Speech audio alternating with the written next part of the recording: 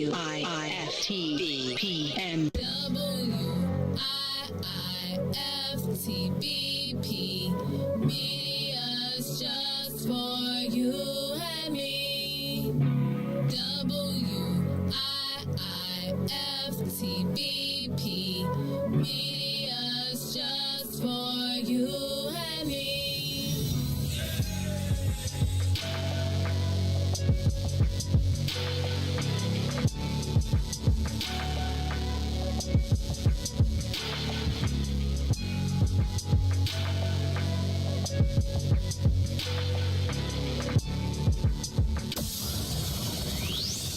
Shop at Black-owned and operated Solo Beauty, where you are appreciated and respected. Located at 8158 South Cottage Grove, Solo Beauty can supply all of your black hair care needs. Solo Beauty is open from 11 a.m. to 8 p.m., Tuesday through Saturday.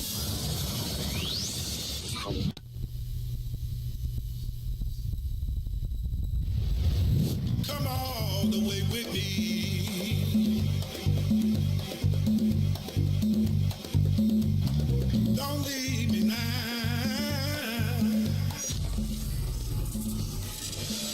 Church Chicago's Power Hour. I'm your host, Angie Mims, and Terrence Keys. TD, a.k.a. Terrence Daniels. do you believe that God's going to turn it around? I got to. Definitely. Why? Why? Because he's did it before. Come on. And he'll do it again. Yes. And you can do it again. Yes. Come on here. Come on, I better leave that alone. Somebody calling you right now, Somebody Lord. calling you right now, Lord. If it ain't one thing. Yes. I better go. God's gonna turn it around. And I feel like we have to encourage the people because so many people are just truly depressed. They're going through the holiday blues, and we want you to know that you don't have to be discouraged. But you can in fact be encouraged because God's going to turn it around. Turn it around.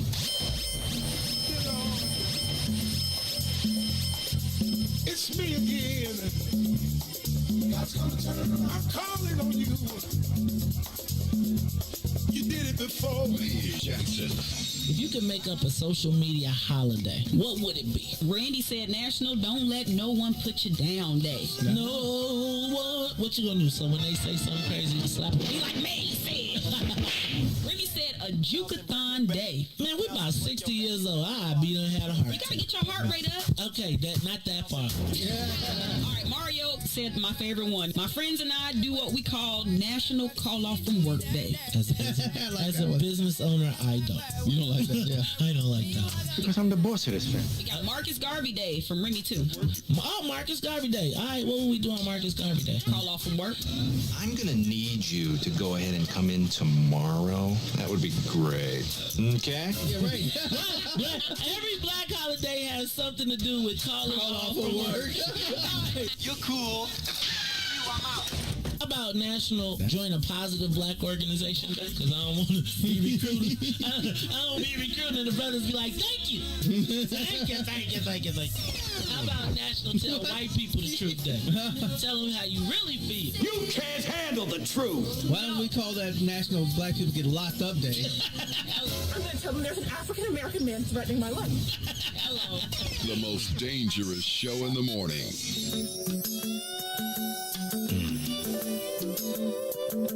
You sure looking good tonight, baby.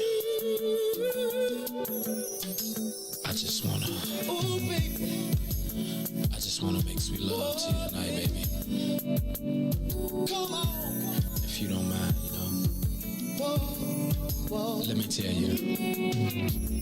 Hey there, sexy lady of my dreams. Can I have you here with me? I just wanna love you down. Yeah. I'm making you scream my name. Oh, I'm gone. Loving your body. And I'll be caressing your body. Oh, baby.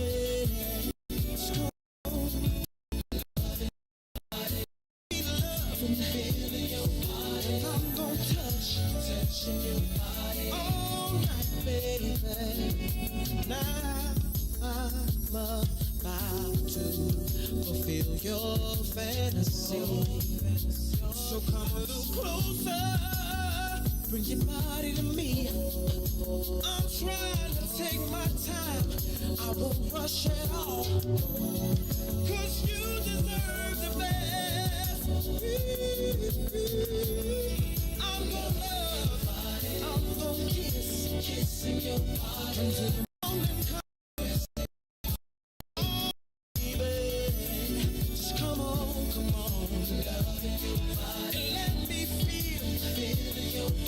Just wanna touching your body. If you don't mind, baby, let me love your body. I just wanna kissing your body. Don't stop me, baby. Kissing your body. Oh, baby. Come on. Let me feel your body. Please, baby. Touching your body. Baby. La la la la la. Oh, baby. Please. Oh, please, baby. We're gonna get it on. Tonight, let's get it on. Get it on. I wanna love.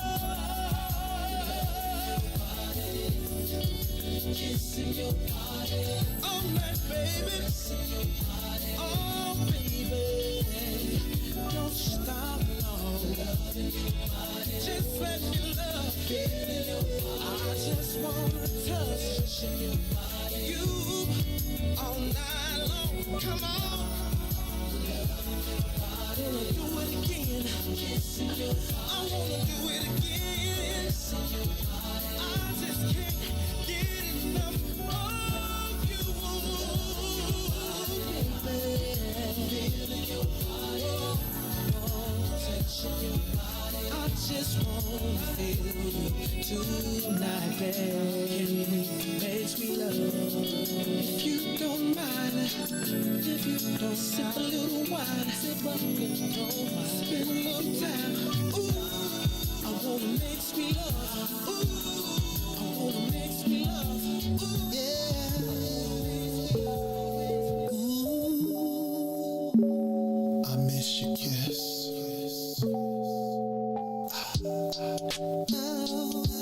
Your kiss is one of a kind. It feels so nice.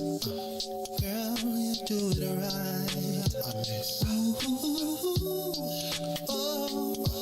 Girl, you don't go too fast. You take your time. Just how I like. I miss. Hey. You kiss it, then I'm drifting off your love. Keeps me floating, girl. I miss. And ooh, it feels so good. I wanna come down. Girl, I'm missing that love. Come on. Ooh, babe, I'm missing all those kisses. Baby, bring those lips to me. Oh, baby, I'm missing all those kisses. Baby, bring those lips to me. Come on. When you're not around, girl, I'm tweaking. I swear I be hearing things. Oh, and if I cannot have you, girl, I'm fiending. Oh, that's such a talent you bring. Yeah. Oh, and it's too long. If I can hold you in my arms, if I can find a real good love. Ooh, that kiss is a drug to me. Baby, your kiss is all I need. Come on. Ooh, it feels so good, baby. Oh, come on. Ooh, baby, I'm missing all those kisses. Baby, bring those lips to me. I miss it already, girl. I'm missing all those kisses. Baby, bring those lips to me. I miss it already, baby. I'm missing all those kisses. Baby, bring those lips to me. Oh, baby, I'm missing all those kisses. Baby, bring those lips to me.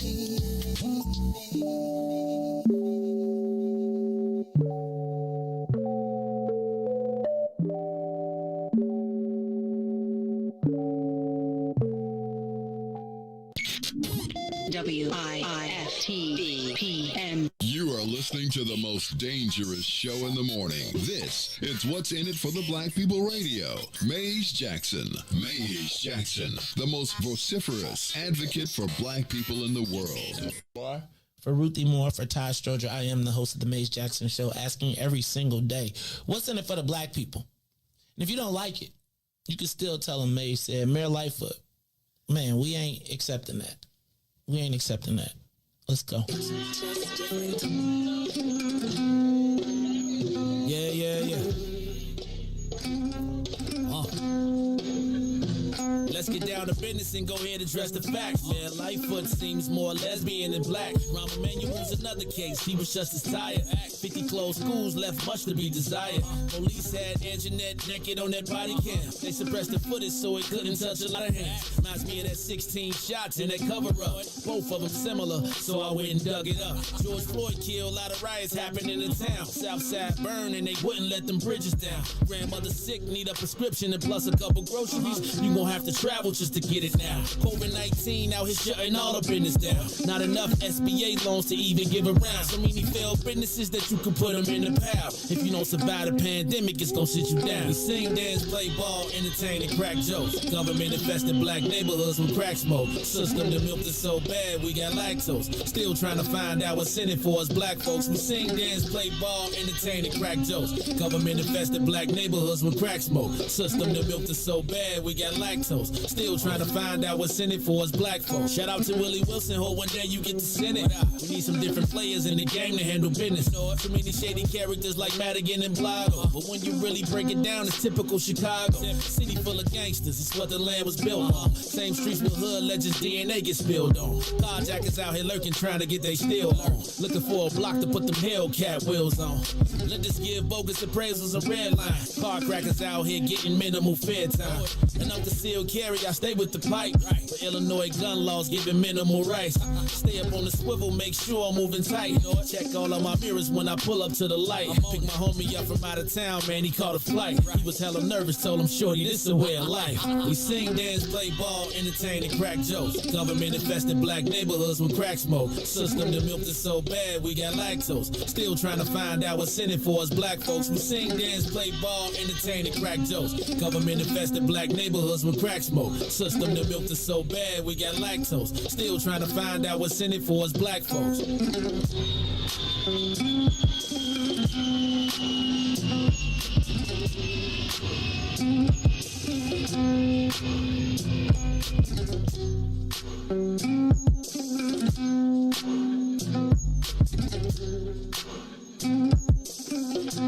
Wake up, Chicago! Wake up, world. This is the Maze Jackson Show. I'm your host, Maze Jackson. Got no co-host, Todd. Well, excuse me. We done took Todd out the co-host spot already. So Todd is the guest. He gets the guest starring. Guest starring, you know, like when you go through the TV shows and you watch the joints, it'd be like, starring Maze. Co-starring DJ Reese the Ruler. And then guest appearance, Todd Stroger. Mondays, Wednesdays, and Fridays. Let me tell y'all, this is the Maze Jackson Show. I'm your host, Maze Jackson. DJ Reese the Ruler, you know, man, it seemed like, well, under the weather, but she apparently she is recovering well, and I hope to see her tomorrow. But in the meantime, Reese, I guess we're going to have to rock it again. How you feeling today, brother? Uh-oh. They done been messing around with your stuff back there. Who was here yesterday messing around with your stuff? Somebody been in the studio messing around, because here go the deal. Because you was the last one here, right? Oh, so that sound like when I called Layron and they was talking.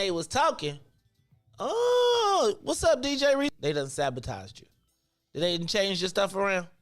They done moved the mics. Is it something they done took you out? They done turned you out. They done potted you off. Well, let me tell y'all what. This is the Maze Jackson Show. I'm your host, Maze Jackson, and I got to tell y'all, it is a very special day today. My only son turns 16 today. I ain't got nothing. Man. Is it dead? Is it the cord? I mean, what could have happened since yesterday, man? Nothing. It's just a conspiracy. All right. Well, anyway, I just want y'all today. I'm gonna post, and I need y'all to blow him up. If you are on Instagram, he won't let me follow him on Instagram, so I can't even tell you. It's like every time I know his name on Instagram, he change it. Right? Then I'd be like, it'd be like MJ, Jalala. You know what? There isn't. You know what? So check this out. This is the Maze Jackson Show. DJ Reese the Ruler can't talk right now, so you know. I'm gonna do Reese for y'all. How you feeling, Reese? What is it? Blessed by the best. You already know the rest. Anyway, we'll wait for him to get himself together. I am the host, Maze Jackson. My son's birthday is today. Turned 16. You know he was looking like, where my car at? I was like, Pwah! Nope.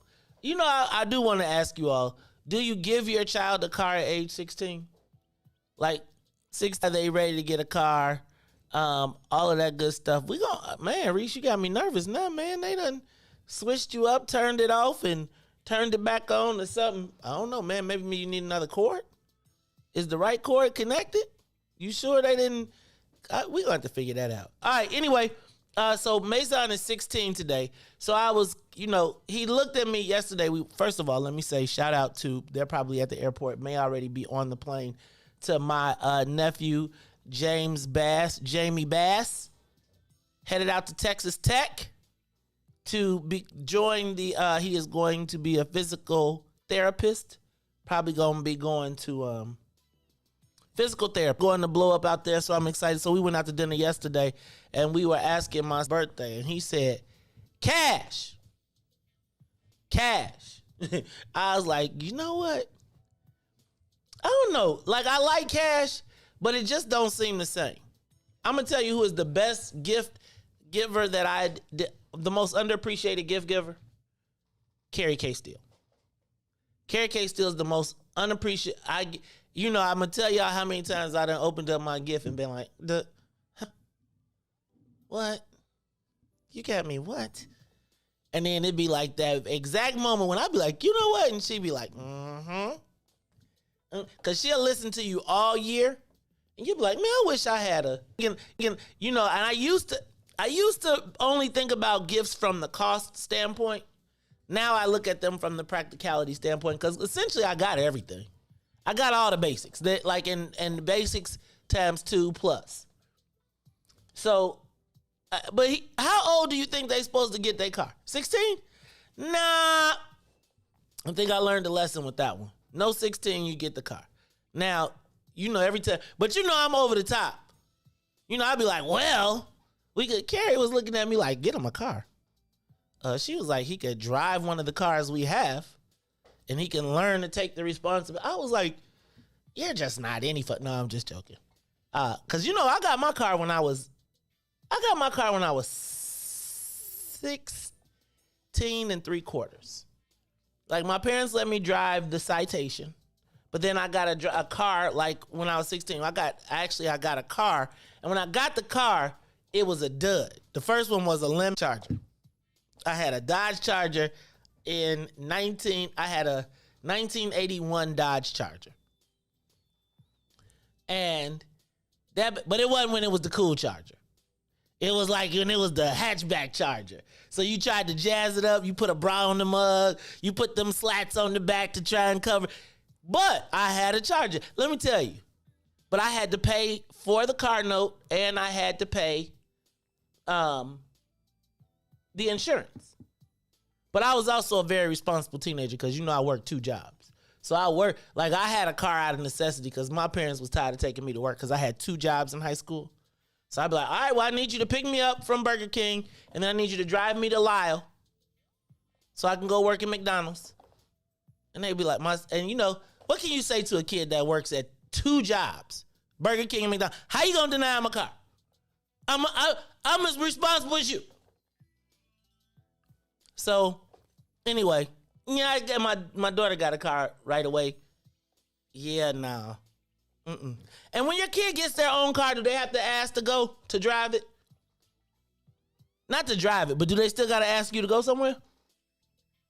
Yeah, they got to ask you to go somewhere. What you mean? Reese, I don't know about you, man. You going to make me nervous, man. You can't, the kids can't, look, you all stuck. The kids can't be coming up talking about I'm about to be out. They got to be like, can I go to? So I need y'all to help me out a little bit. I don't know what to do. I want to know what the age is. What was the age when you got your car?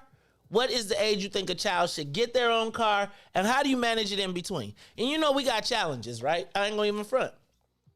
We got some car challenges.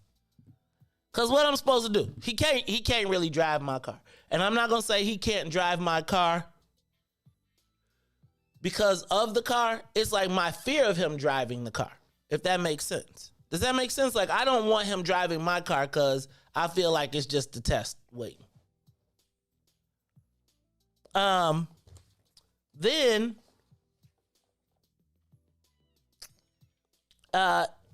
he can't drive Carrie's car because, she got the Fed car. So now, he looking at me like, well, what I'm supposed to do? I'm like, well, dog, I think it'll be a Duster. Anyway, so I'm just curious, y'all. What y'all think about when y'all getting y'all car? Hey, Elliot, Tennille, y'all know Tennille got a station wagon, but she didn't have to pay for it. She just got a car. They was like, you're gonna learn responsibility. Tennille had a station, but she rode that station wagon though. I ain't gonna even front. There was a time when a kid got a car and they didn't care what the car was. As long as that bad boy rode. You know why I don't think, but does anybody run into the fact that their kids are not excited about driving so much? Like they ain't in a big hurry to drive? Like they ain't like, oh my God, I gotta get my license, I gotta drive. You know why? Because kids don't walk nowhere no more, right? Parents drop them off and give them door-to-door service everywhere that they go. And so they don't, I wanted to drive because I was tired of walking to school in the rain and in the snow. And my parents be like, it's raining, you better get an early start on that.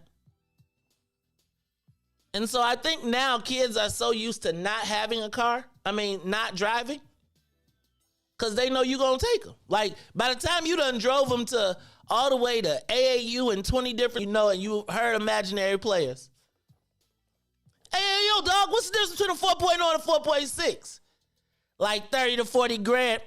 Beat it.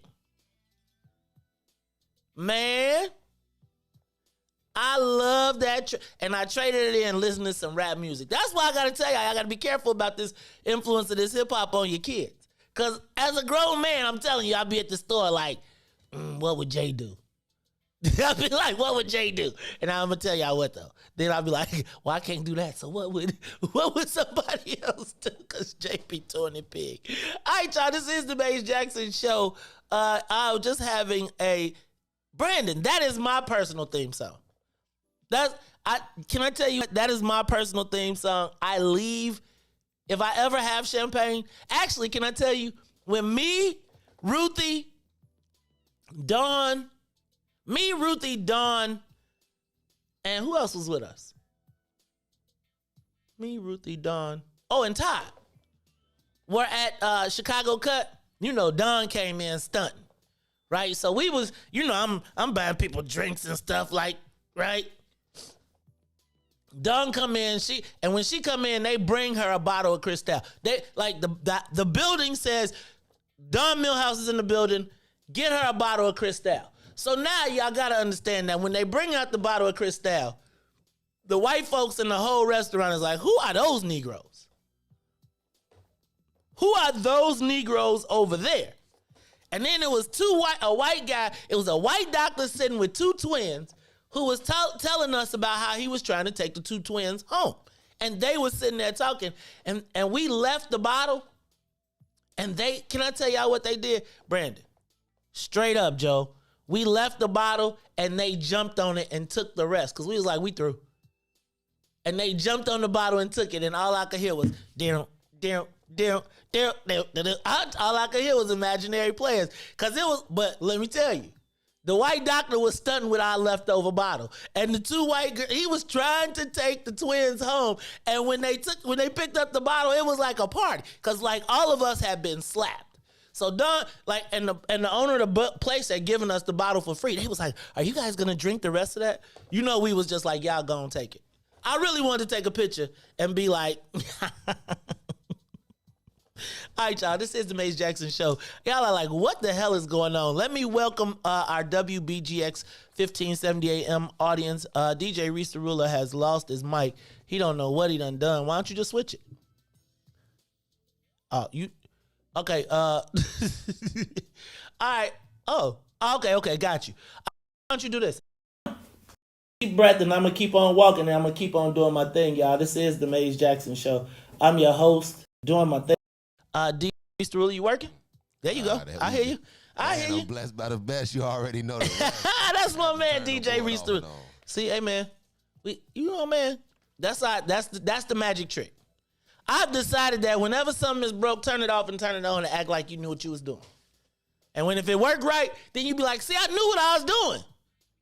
But if it don't, then you can just play it off and be like, whatever. So, Reese, what's up, man? How you feeling this morning? Man, I'm good. I got some good sleep last night. So. Yeah, because you were struggling yesterday. You seemed like you was hurting, brother. Man, because, I didn't get no sleep the day before, and then I had, I came, I didn't go to bed Saturday until, 4, and then I woke up at, 7. Then I had to come. Well, I woke up at 7. Then you text me as I'm walking. I'm literally hand on the knob. You ain't no TO. I'm like, oh, well, I could have used that hour of sleep, so I just came up here anyway. Then my son party, so I had to do all his stuff Sunday. And then I had to barbecue, do all that. I actually went to bed at 9 o'clock Sunday. That's why I said, man. But your body be I'm gonna whoop your ass, y'all. You thought you? Let me tell you, Reese. So, how old are you, Reese? Ballpark? You don't got 33. So, Reese. Imagine that at 50. See how you feel right now? At 50, I saw a meme the other day. Somebody said, enjoy your 20s, 30s, and 40s, because in your 50s, the check engine light is going to come on. I feel like mine already on or something like that. At least the tire symbol. I need to go do something. Oh, God. Hey, man, you know what we going to do for them, though? I'm going to tell you what, Reese. We going to have us a cancellation fee. Right? Because, Mug be like, we quit. We ain't making it today 2 minutes before they supposed to be here. Up 2 hours early. Because to be here on time, you got to get up 2 hours early. And it's one of the things that I just feel like people don't appreciate the time that it takes to do the things that look very simple. Mm-hmm. We try to make it where you can just come in and sit down so you ain't got to think about nothing. But if you don't think about nobody's life in between, and then people be having a lot of demands. They got a lot of demands for a little dough. I ain't gonna even trip. I be like, man, y'all lucky it's Reese. Y'all lucky Reese got the attitude, because I'm telling you, at 50, the stuff Mugs be asking these days, I'd be like, just call Reese up direct. Call him direct, right? Because you don't want my answer. You do not want my answer. Yeah, because they be like, Maze ain't, man, I text Maze 3 years ago. He still ain't messaging me. Hey, man, hey, man, first of all, let me stop. I'm going to talk about that a little bit later. I got to do something real quickly. Because I take my audience very seriously, and I also take my commenters very seriously. And I go back and I read through my comments every day, right? I try to as long as I got time. And yesterday, so one of the things that happens when we're doing these conversations, and I do it all the time, and I try to refrain from doing it, and I tell people don't respond to the comments all the time, because sometimes you're looking at a string of somebody may be responding to something that someone else said, but when it comes up on the screen, it just looks like they're all coming up as comments. So yesterday, y'all heard me say to Boosie, and I'm going to do this in public. You heard me to say, stop conjuring up the spirits. And we were actually talking about people dying from police murders. And she mentioned a name yesterday that coincided with another name. And so I was like, don't conjure up the spirits.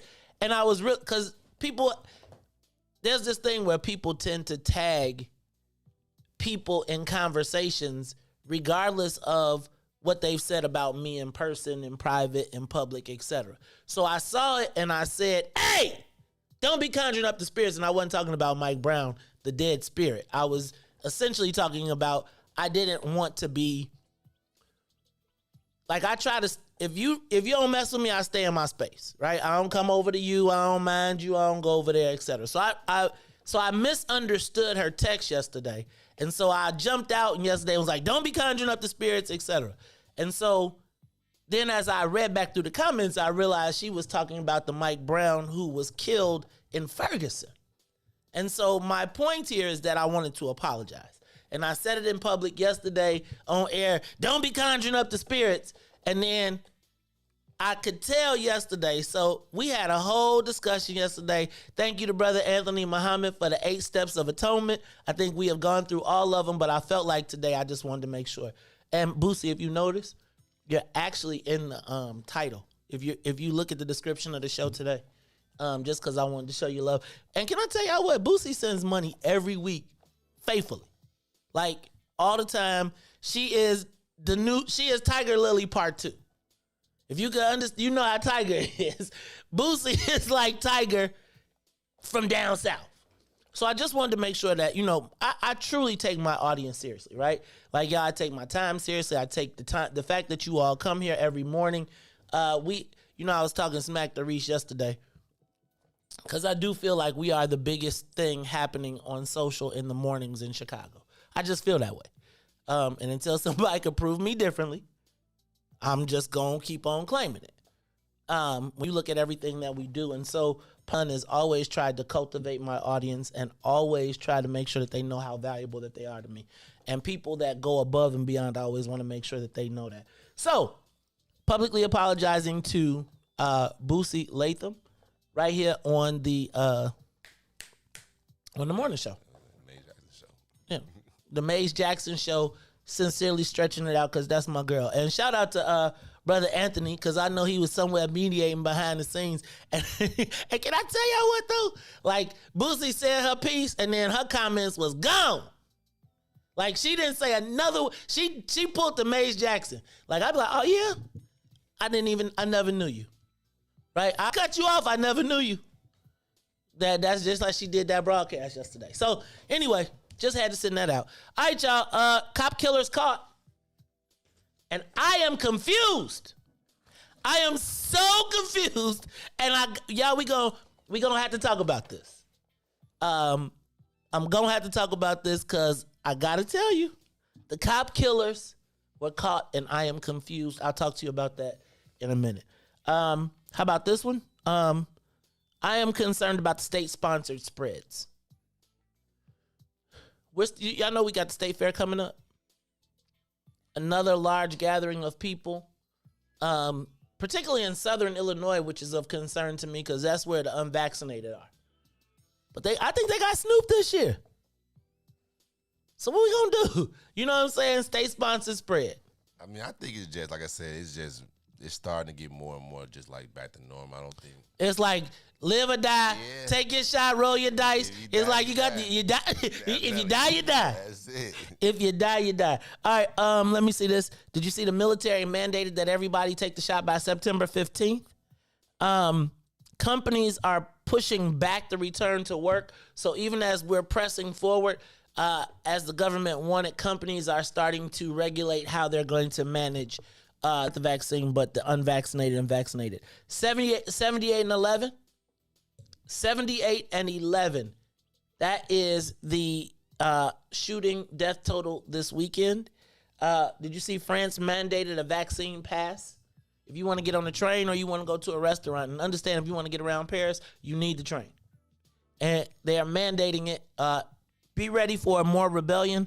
And then Boosie, you even had look, I cleared out all of this for you just to say 6:30, my bad, Boosie. It's right here on the paper. All right, y'all, it's the Maze Jackson Show. We're going to take a break. We're going to get some traffic news and weather quickly. We ain't going to even play a whole song. You just going to give me some and get your traffic news and weather together, and we'll be back. It is the Maze Jackson Show.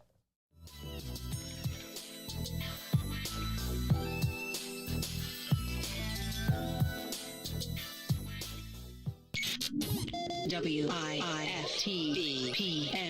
The Maze Jackson Show will be back after this break.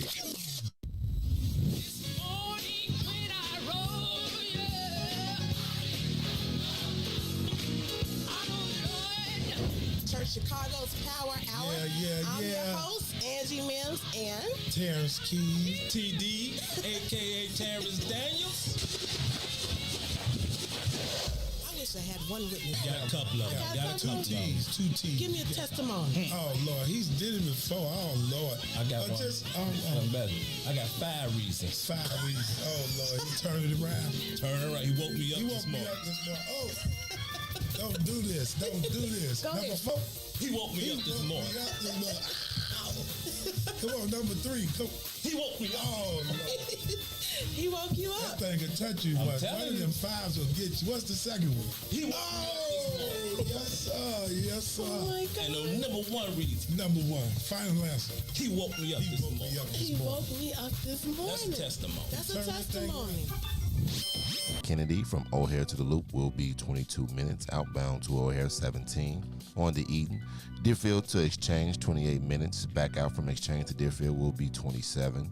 On the Eisenhower, Thorndale to the Loop will be 33 minutes. Back out to Thorndale will be 29. On the Stevenson, from I-355 to the Dan Ryan is 44 minutes. Outbound will be 32. Bishop Ford, I-80 to the Dan Ryan, 40 minutes. 29 minutes back out to I-80. Dan Ryan, 18 minutes to the Loop, 15 minutes to 95th.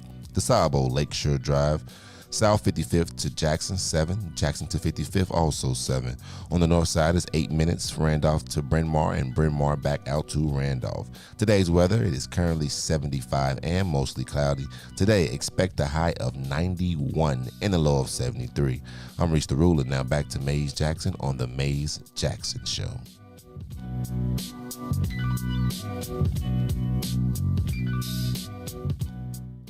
Back to the Maze Jackson Show. You are listening to the most dangerous show in the morning. This is What's in It for the Black People Radio. Maze Jackson. Maze Jackson, the most vociferous advocate for black people in the world.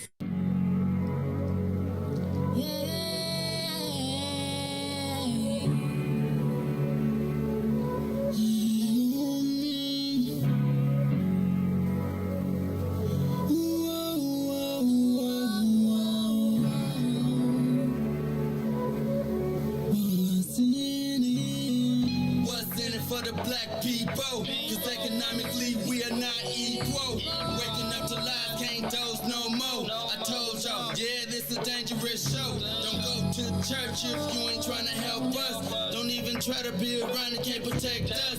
We see the lies, not other politicians. We need money and no symbolism. It's Maze, it's Sonia, and Ruthie, and Todd, explaining how we all come from God, giving us tools to beat the odds. If we're united, our movement gon' stop. If they ain't trying to help us, they ain't trying to do nothing. We gotta do something, we gotta stop running.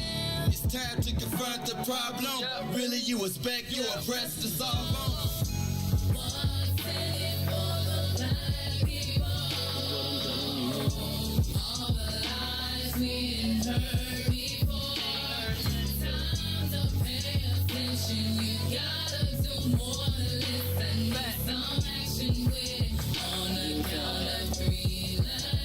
Wake up, Chicago. Wake up, world. This is the Maze Jackson Show. I'm your host, Maze Jackson. Got my man, DJ Reese the Ruler, and we've been sitting on the runway. Hey, Reese, let's do this. Let's get the soul plane up to 60,000 feet. Let's get this thing up, up, up, and away. I am your host, Maze Jackson, my man, DJ Reese the Ruler in the building. Hey, y'all, I want you, so some of you all, so this is what, first of all, shout out to my man, Vince Bass, who followed instructions yesterday. Shout out to my girl Boosie, who basically gave Dante a to-do list. And Dante was like, well, can I go to France first and then come back and be on the list? Boosie was straight around here inbox gangbanging. But here's what I need to have happen, right? Because I need for these artists who we are playing to recognize the value of us playing their music, right? You ever thought about like a What's in It for the Black People media? Like, do we have like a playlist somewhere? Like yeah, we actually do have a playlist. It's actually on SoundCloud. And actually, Anthony, this is what I need to do. I need to get you the updated list. I need to get you the password. And then what you need to do is go in and update it and put the songs in. And we need to start making that playlist pop, right? So that artists can see that their music is being played outside of, but we also need to tag them. So this is what I want y'all to do, because I want to play Easy. So I really like that song Easy. I'm gonna tell y'all, Vince gave it to me a while ago. And I when the first time, I think Leron played it. And I was getting a little, you know how you got songs in your head that you like, and then I slowed down and I heard it. And she's got a new single, and I actually reached out to her to perform Easy at the anniversary. And she was like, man, I already had a previous engagement, but I would love to. This is what I want y'all to do. Her name on Facebook is Stephanie Edwards. And at 7 o'clock when we play Easy, I want everybody to tag her, Stephanie Edwards, and say, we heard your song on What's in It for the Black People Media, right? And let her know, because the only way people know, let me tell you what happens. They get their analytics reports, and it'll say people have played your song, and they'll say where it came from. They won't necessarily tell them where it came from. So what we want to do is start letting them know that they're getting music, and then that allows us to bring them here, because what I'd like to do is when we come back, like, imagine seeing all those people perform those songs live, right? Like, you know how in Good Morning America, on Fridays, they had a concert series. Well, what we want to do is have them set up a mic, set up a little space, and they can perform their songs for you live and bring in a little bit more. So what I need for you all to do is to remember her name is Stephanie Edwards. And at 7 o'clock when we play Easy, I need you all to tag her. Okay? And that is Sparkle. You remember Sparkle, right? She's still doing her thing. Stop it, Reese. No, Reese, she will not be on Weeko Wednesday. Sorry. No, it's not happening. No interviews, not happening. Sorry, I know where you're trying to go with that too. All right, y'all. Hey, Reese, so I gave you time. I hope you're locked and loaded. Because yesterday you said, man, you be going so fast, I can't get it in. I was ready yesterday too, but I was like, you know what? He usually asks for the big voice, but I'm like, you know what? When he starts saying it, I'm just going to hit it. All right, so Reese, hit it. Social media question of the day. Okay. Can somebody answer me? What exactly is the police's job? Like, what are they actually supposed to do? And the reason I'm asking this, and this is kind of a setup, but I cannot think of any crime that is happening, with the exception of rape, rob, breaking and entry, beat down, that should end up in death. So I gotta start there, because I'm gonna take a step back, and I'm gonna say today we're gonna talk about my confusion around who actually did the killings and the police shootings and all of that stuff. But this is what I want to go back first. They're saying that the police approached them in a parked vehicle? Is that what we were? So y'all, I'm piecing it together, so correct me if I'm wrong, but I was under the impression that the police approached them at a stopped or parked vehicle, and they saw that they had expired tags. From the expired tags, we now have a dead police officer, another one, and both police officers apparently were shot in the face.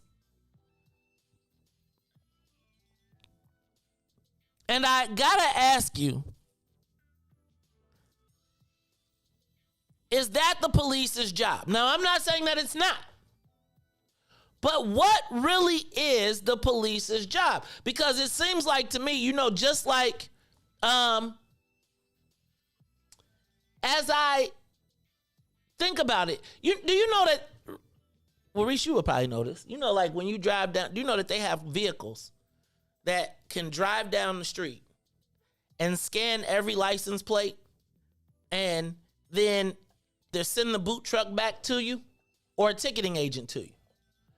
So to me, if I'm driving down the street and I'm a police and I equip my police, and I'm not saying the police cars are equipped with this, but as they're driving down the street, what makes them pick who they're going to stop for tags and say, okay, I'm going to stop these people? Now, I'm not saying that in any way, shape, or form they should be justified for the police should be killed for anything like that. But I gotta ask you, is that a lot of the genesis of where the conflict occurs is when police utilize their authority to selectively enforce laws and rules? And if you have a question about it, then all you got to do is look at cannabis enforcement. When 90% of the people who get locked up throughout eternity, and even to this day, even as cannabis is legal, are black people. So, for cannabis offenses, I'm telling you now, white people be walking up and down downtown smoking weed. Like, I be like, damn, I'm telling you, my cousin still be scared. He be like, nope. I know the law say, nope, you're not getting me. Nope. Cousin be like, he still be hiding in the garage. He be got a smoke bag. He be blowing the smoke in so don't nobody know it. Cause he know if any rules gonna be played, they gonna be played on him. But I gotta ask you, what is our expectation of the police? What is our, like, and if they're proactively seeking out crime, why is it still so bad? Like, I don't know. I don't know exactly what the police's job is in the world. And I understand that it's like breaking the law, but can I tell you that Brother Paul, what's up, dog? We ain't seen you in so long. We ain't heard from you. But anyway, I gotta ask you, what is their job actually? And when they decide to engage in enforcement, is that selective? Is that subjective? Clearly, it's subjective. But and if we were to look at the outcome of this, or not the outcome, but the root cause, is the root cause over enforcement, over policing of certain neighborhoods, and so you use whatever you can to get the quote unquote bad guys? And as long as the bad guys fit the narrative, you can do it. And you can do it without anybody pushing back on you. Right? Like, I was just thinking, like, has anybody watched The Wire lately? Like, I need y'all to watch The Wire, go back and watch how they talked about the policing in the seventh or whatever that district was that they were all in, and they was like, they felt like their job was to go out there and kick people's asses and beat people up and do all the stuff and get the bad guys, and they really couldn't distinguish who the bad guys were. They just deployed the tactics in our neighborhoods. And I don't know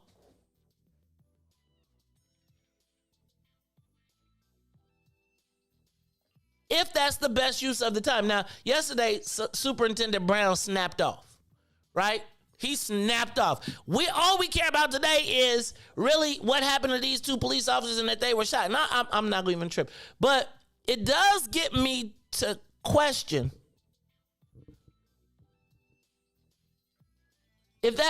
were we up north? Would those police officers have approached a car with white people sitting in it with expired tags? Probably would have, but been different. Well, I don't know. Well, different how? The interaction would have been different. Hey, you had expired plates, so I'm sorry about that. Oh, it's okay. Just get your plates checking out. That's really what it'd be. All you got it. But when you're in a different neighborhood, it's like, oh, you got expired plates. Get out the car. Like, man, it escalated pretty quick. What can make you get out the car? What should be, like, really, though? What should make you have to get out the car? Like, I'm just telling you, the police tell me to get out the car. I'm like, can I tell you what? They don't even have a chance to talk to me, right? If they pull me over, do you mind if no, sir. No, please give me the ticket, sir. Whatever I did, just write on the paper, sir. No, sir. No, tap, tap, tap. Sir, I'm reaching with my left hand over to get my insurance that is in my car, sir. My hand is here. Agreed. Sir, I don't, there is no debate, sir. Yeah, sir, you are 100% right, sir. I went to jail for that one time. What? Obstruction for not getting out the car. They called it a obstructed to justice. Because I definitely got wrongfully pulled over. I literally know I did. And then I called my uncle that's a cop. And he even told me that they pulled. He was like, "Yeah, man, they really didn't have a reason to pull you over. They just pulled you over because you fit the description or something, you know." So he was like, because they told him. And then I was like, I did nothing. Like I looked at y'all on the corner. Y'all saw me get in my car and like I did nothing. So I never got out, man. They took me to jail and even wrote that with the reason we arrested him is because he would not get out the car. Crazy, right? And so I just don't. I'm not exactly sure what their job is, and do they get to pick when it goes? When they like, I just. What's the rules? They make them. What's the rules? And I'm going to tell you that as we explore this long term, what happened to Officer French was inexcusable. But I am going to say that there are I was watching the American Smuggler show or something about smugglers or something, and they were talking about what happens and the things that make them suspicious. Like, she started talking nervously. She started asking questions and blah. Like, yo, cuz, if you got surrounded by 6 police officers, those are all the things that are going to happen. And I just don't know that the subjective law enforcement doesn't create these moments where you don't think that realistically you are measuring your odds of whether you're going to survive the encounter of the police. Right? And we're going to talk about it a little bit more when we come back. But this is what I need y'all to do. I'm going to open up the phone lines because we're going to talk about this in a minute. But the question I have is, what actually is the police's job? What are they supposed to do? And when do they decide who and what to enforce upon? Now, I'm going to tell you that the cop killers were apprehended and I am confused. I am truly confused. When I read the stories in the paper, they kept saying Inglewood, Inglewood, Inglewood, Inglewood, which in my mind makes me say black, even though we know Inglewood is shifting. But if you hear Inglewood, the instantaneous connotation is black. We then saw a bunch of debate yesterday about, or when it happened, about what is Inglewood and what is Chicago lawn. And I couldn't really understand that. I couldn't understand, like, why are they debating this, etc. Then I saw the pictures of the suspects. And I'm completely confused. Was it black people? Was it Latinos? And I guess the other question is, why is the narrative all backwards and twisted? Why do I see the guy with the dreadlocks? See why I wore my shirt today? Y'all ain't noticed that, right? But why did I see the guy with the dreadlocks, who was the driver, not the shooter, plastered over everything? And then I see the dude that's the shooter, and I'm like, AOSA, that ain't us. Help me understand. I'm confused. So when we come back, we're going to talk about the shooters, what's happening, this whole thing, because I don't know what is going on, and it seems like they're trying to spin a narrative that we ain't in control of. Look, y'all, it's the Maze Jackson Show. We're going to have some traffic and weather by Reese the Ruler, and we're going to play Easy by Sparkle. So what I need for you all to do is go to Stephanie Edwards' page. Don't leave the broadcast. Click open another link. Go to your Facebook page, go to Stephanie Edwards, and tell her you heard the song Easy played on the Maze Jackson Show on What's in It for the Black People Media. Look, y'all, we'll be back after these messages.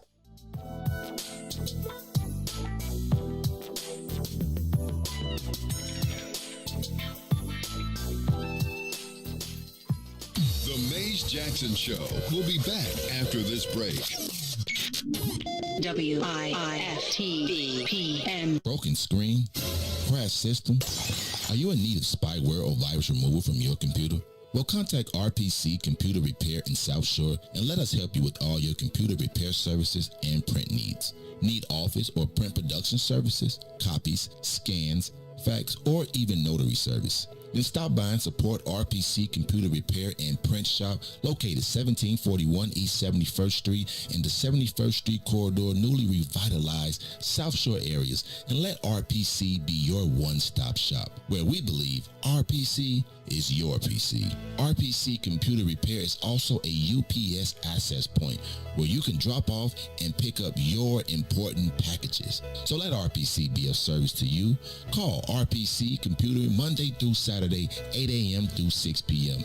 at 773-966-4457. That's 773-966-4457. Visit RPC at rpccomputeringinc.com for more information. And now, traffic and weather. Good morning once again. What's in it for the Black People Media family? The time is now 7:03 a.m. and I am Reese the Ruler with your Chicagoland area sports, traffic, and weather update. In sports, Cubs had a rain delay. We'll make it up today, but the White Sox was in action against the Minnesota Twins. Eloy Jimenez homers twice and drives in 5 RBIs for the second night in the row, as the Sox will win 11-1. In traffic on the Kennedy, O'Hare to the Loop will be 24 minutes. Outbound to O'Hare will be 19. On the Eden, from Deerfield to the Exchange will be 30. Exchange to Deerfield will be 26. Eisenhower, Thorndale to the Loop up to 38. Back out to Thorndale, also up to 30 on the Stevenson. From I-355 to the Dan Ryan, down to 32 minutes. Outbound will be 33. Bishop Ford, I-80 to the Dan Ryan, 34 minutes. Up to 36 minutes back out to I-80. On the Dan Ryan, 18 minutes to the Loop, 15 minutes to 95th. DeSable Lakeshore Drive South, 55th to Jackson 7. Jackson to 55th, also 7. On the north side, Randolph to Bryn Mawr will be 8. Bryn Mawr to Randolph will also be 8. Today's weather is currently 75, mostly cloudy, with a high of 91 and a low of 73. I'm Reese the Ruler. Now here's Sparkle with Easy.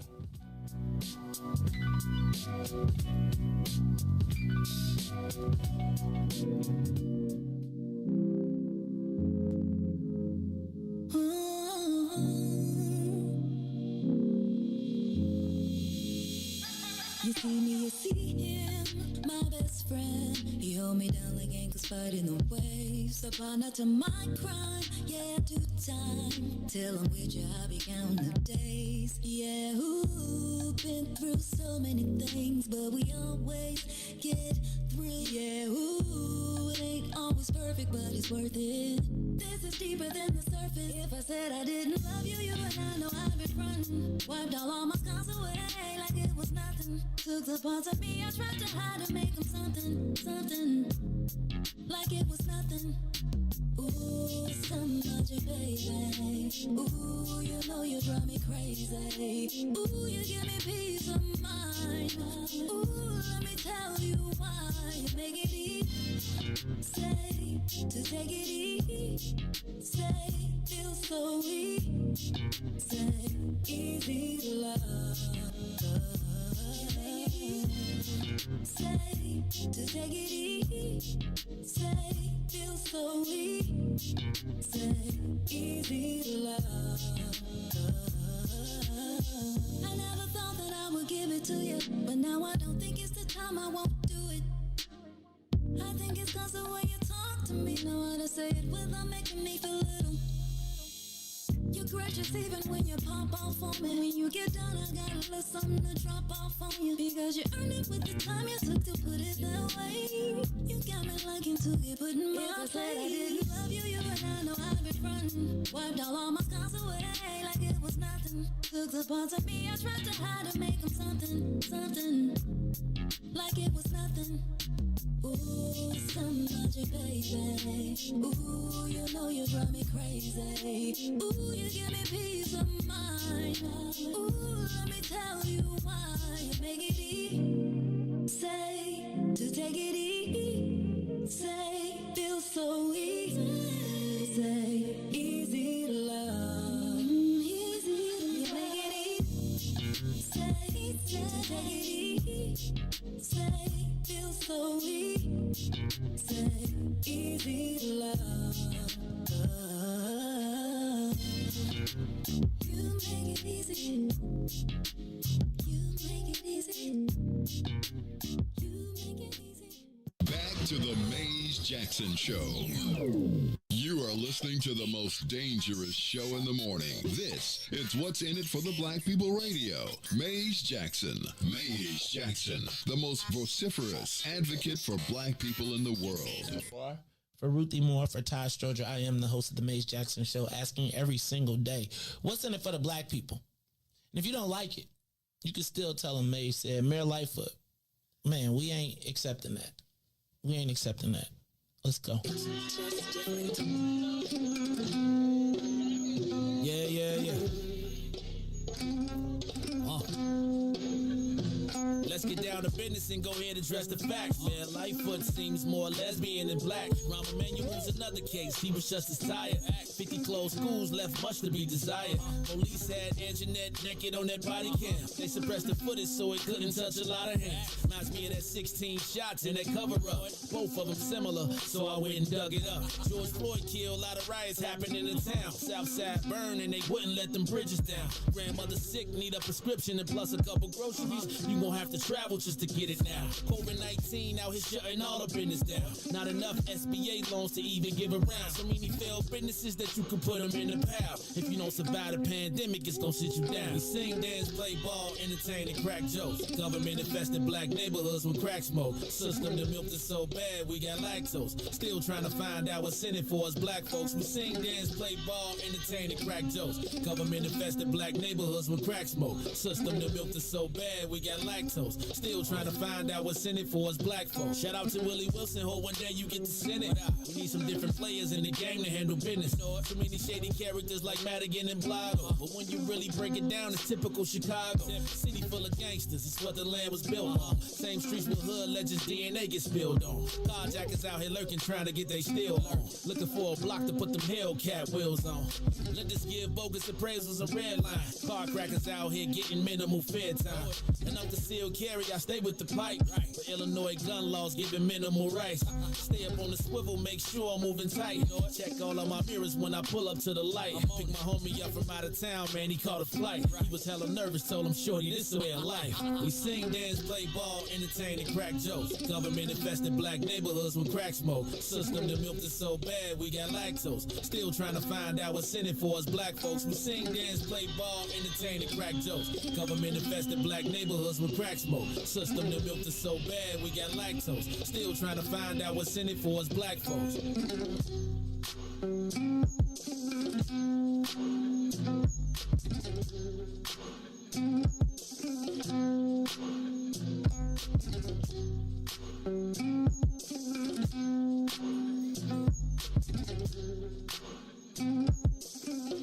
Wake up, Chicago!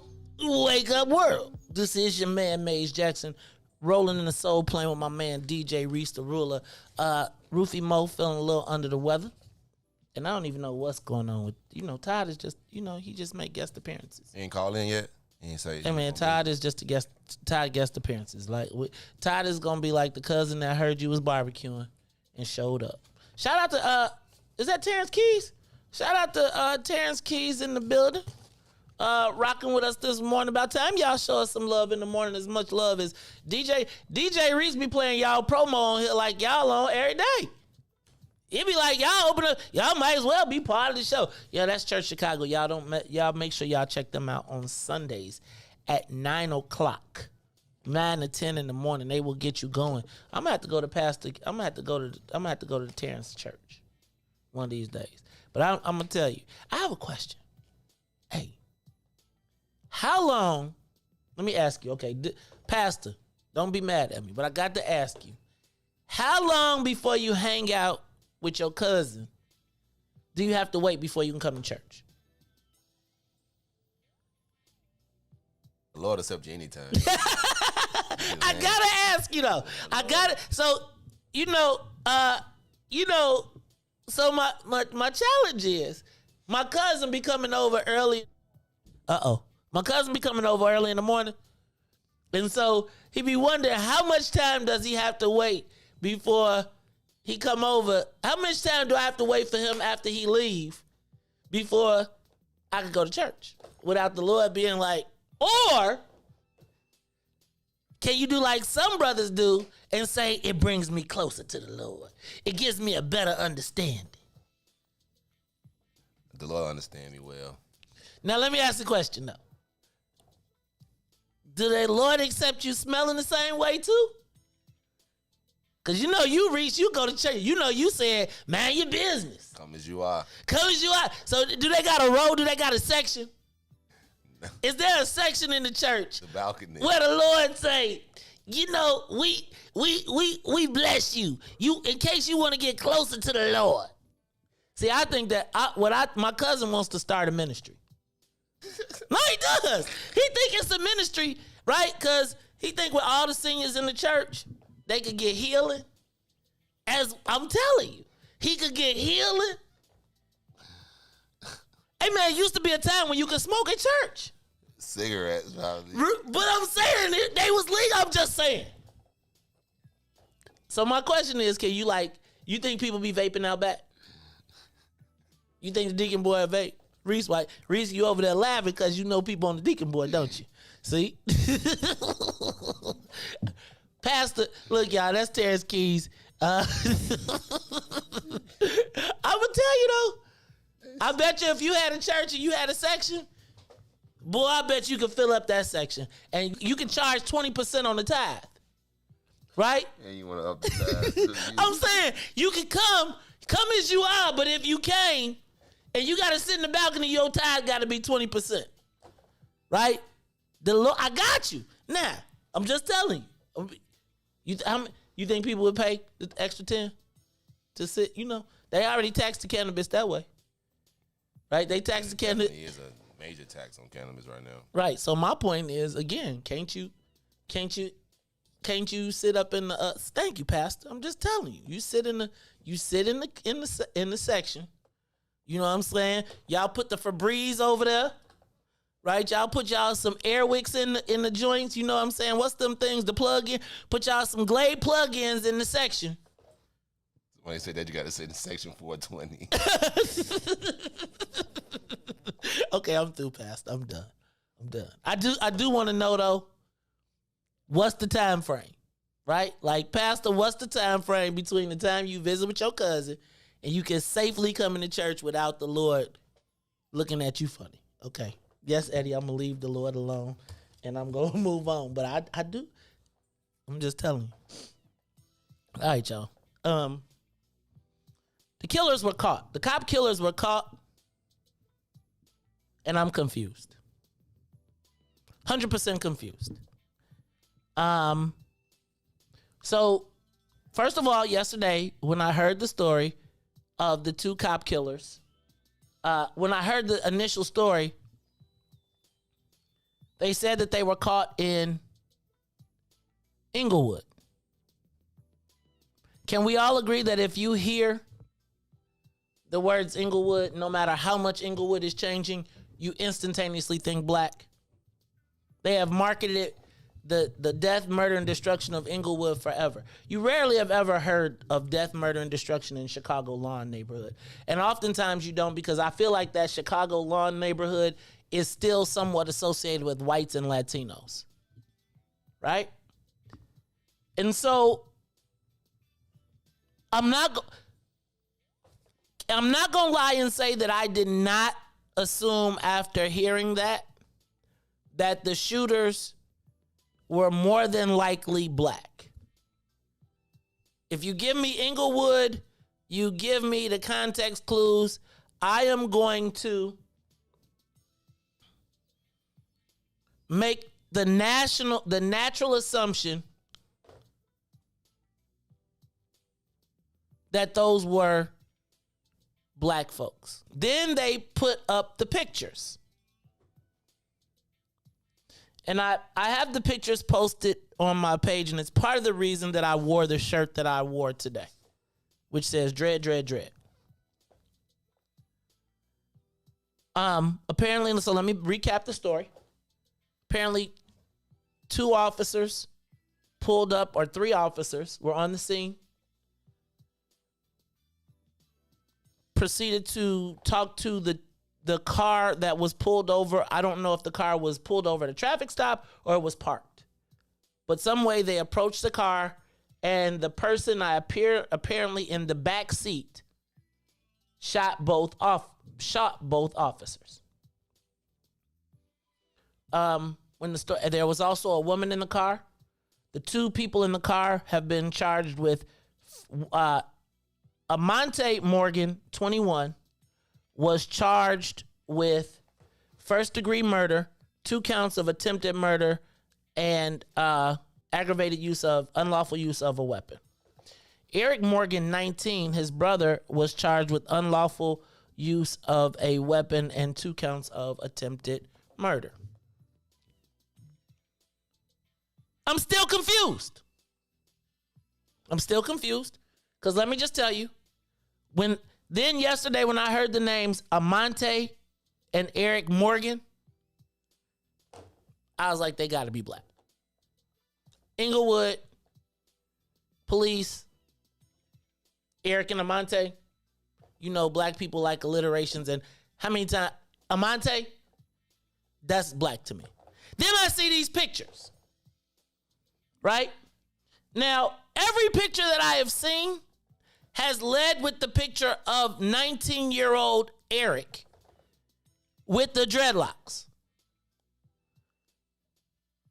I'll be like, did he have makeup on for this picture? But I'm going to let that be. Anyway,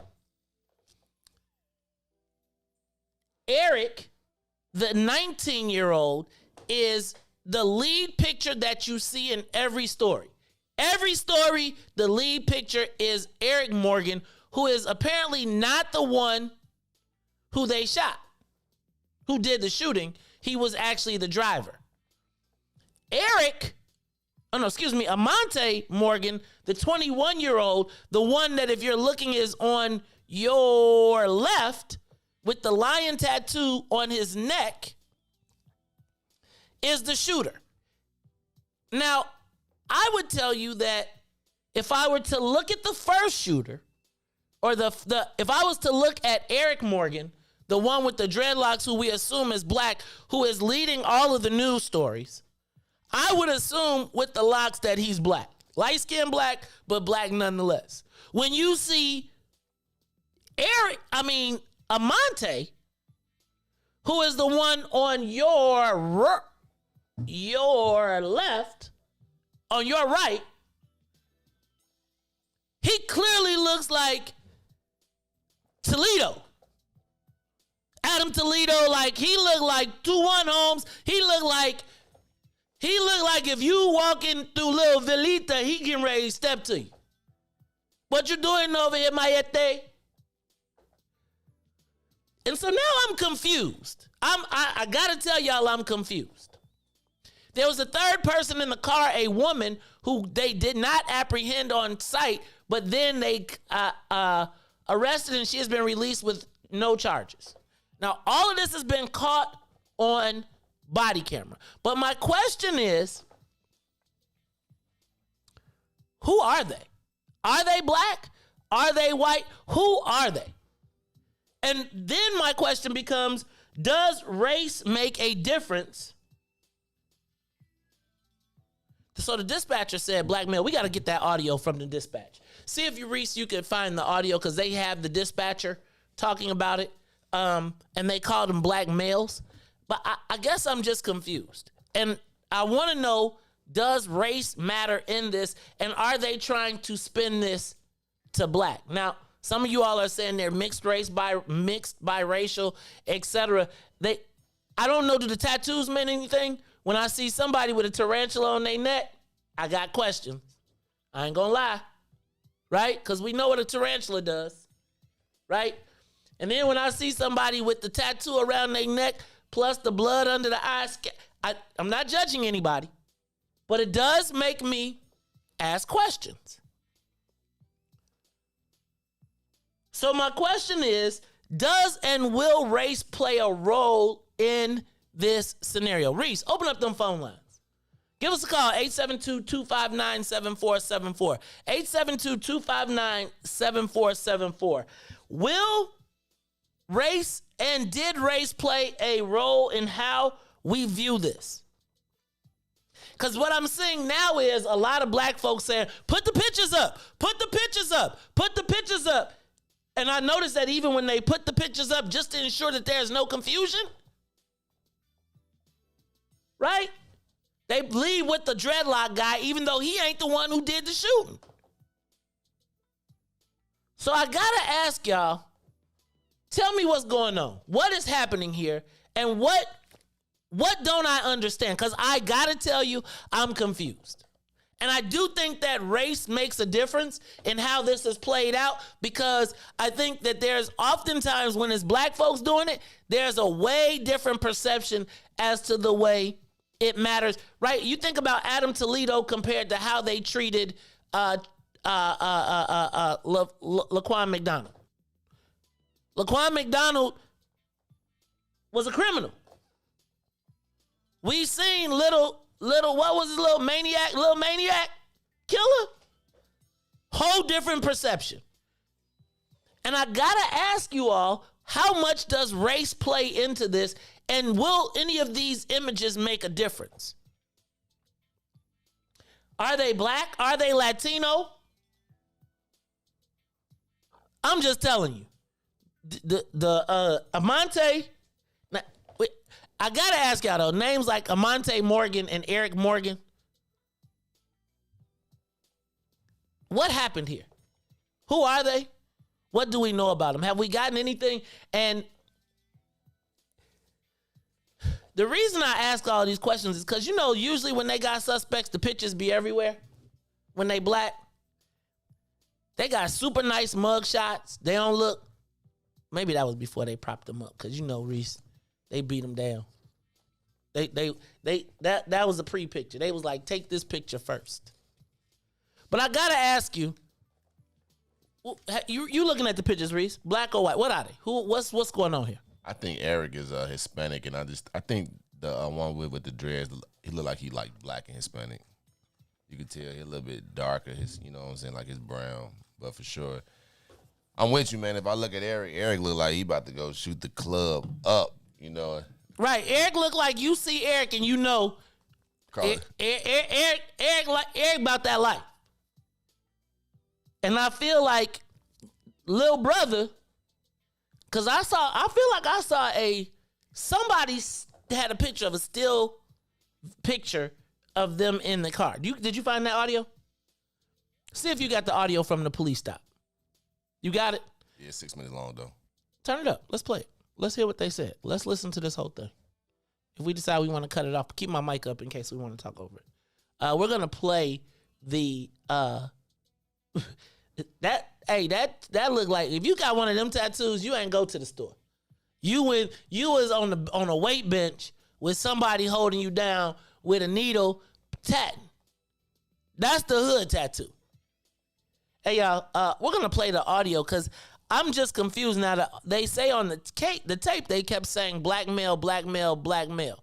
Do Latinos even get locks? Unless they trying to blend. I don't know how this goes, but something about this story is not right. Can you play that? Play it for me, Reese. Let's go. Inbound, keep the air clear. 6-3 inbound, give me some units, 6-3 inbound, keep the air clear. Who is this and what you got? All right, Blue Cubs jersey, Mel Black, he's running 6-3 inbound, 76-37 after you got the air. Mel Black's the Blue Cubs jersey, what you want it for, 6-3 inbound.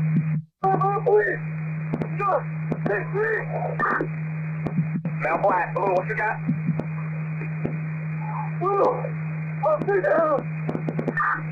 I got an officer down, 10-1, 6-3 inbound, officer down, shots fired at the police, officer down, Mel Black, a Blue Cubs jersey, he's shot at the police, 6-3 inbound, give me some units.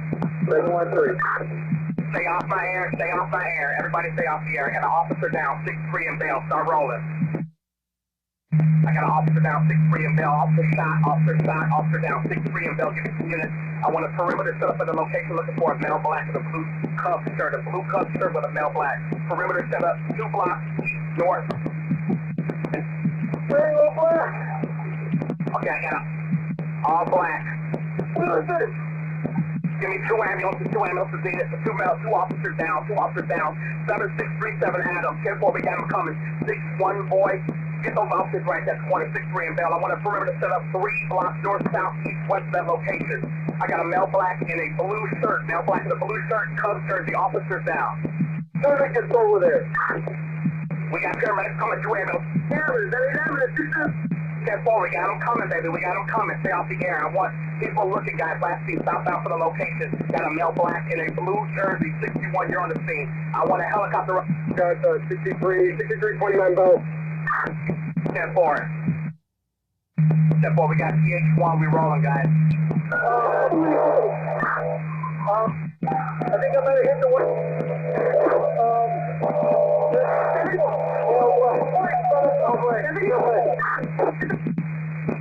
Female with the emergency, go with it. Slow it down. We got 2 in custody.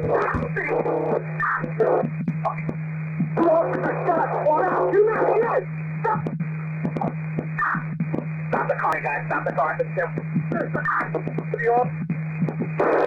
Guys, listen.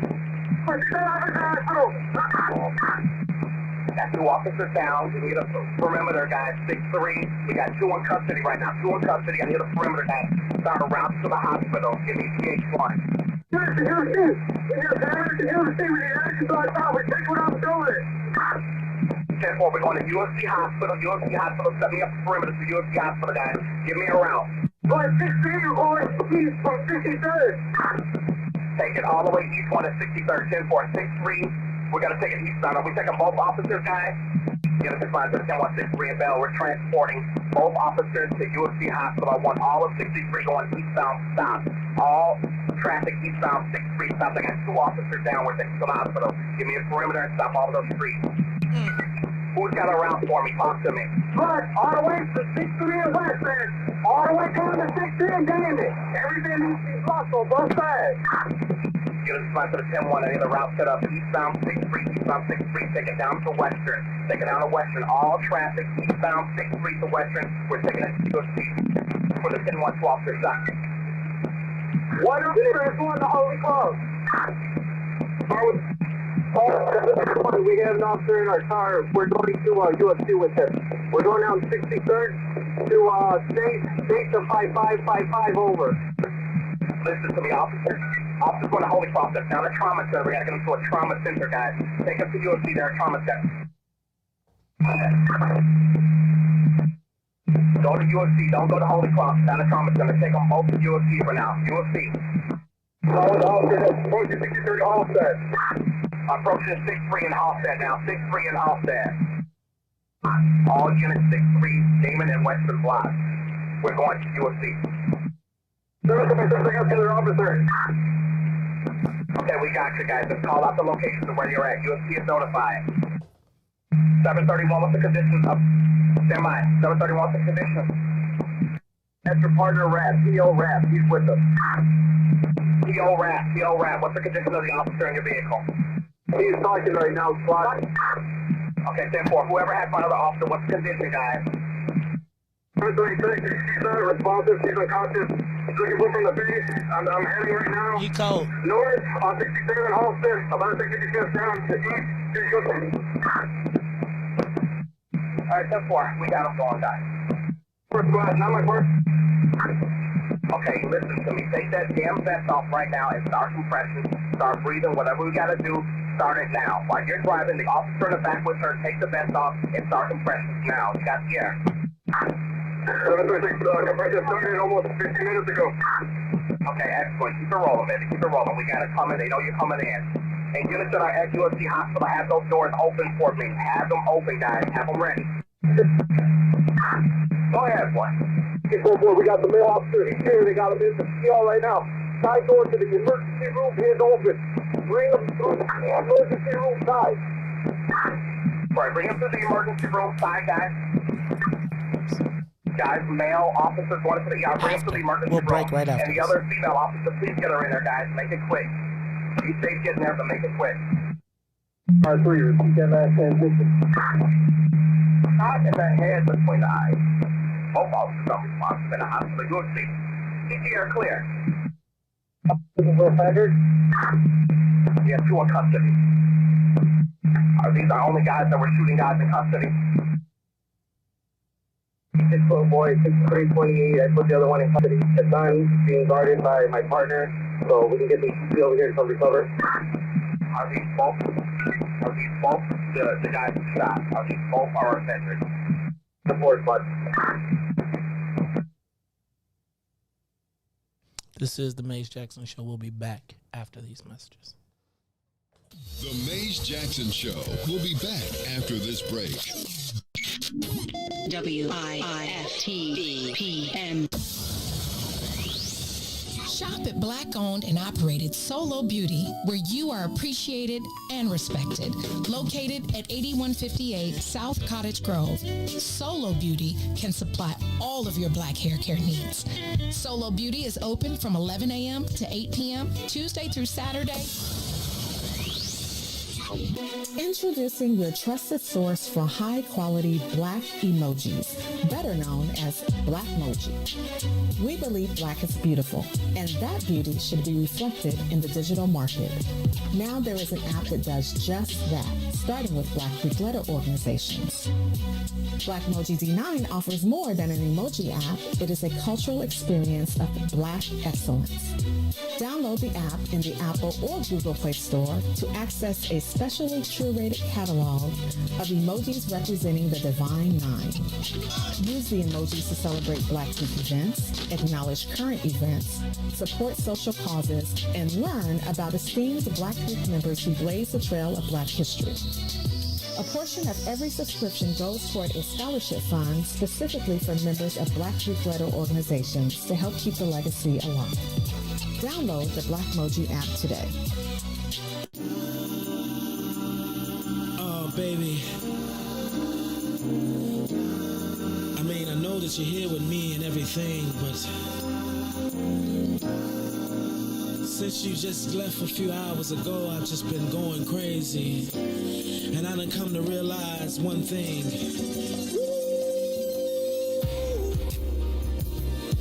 Oh, baby, I miss you.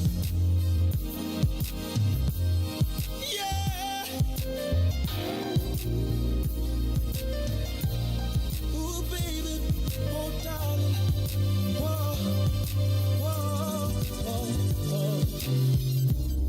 Your love must be some kind of drug, baby, 'cause it just keeps on calling me,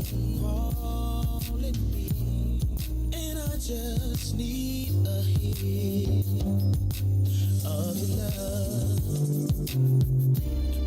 It's got me shaking and feeling for your touch. Baby, of you I can't get enough.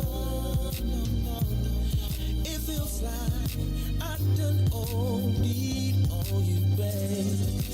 I'm addicted for you. Can't stop loving 'cause I can't get enough of you, babe.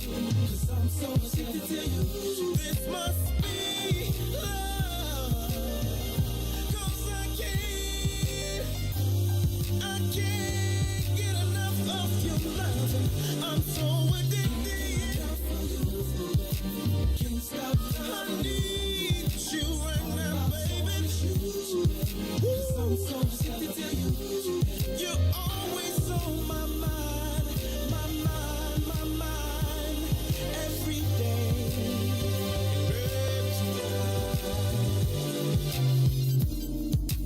It's been too long since I had you in my arms, and I don't know if I can take any more of being without you. Even though it's feels to me just like forever. And I am hoping that I can see you soon. See you soon.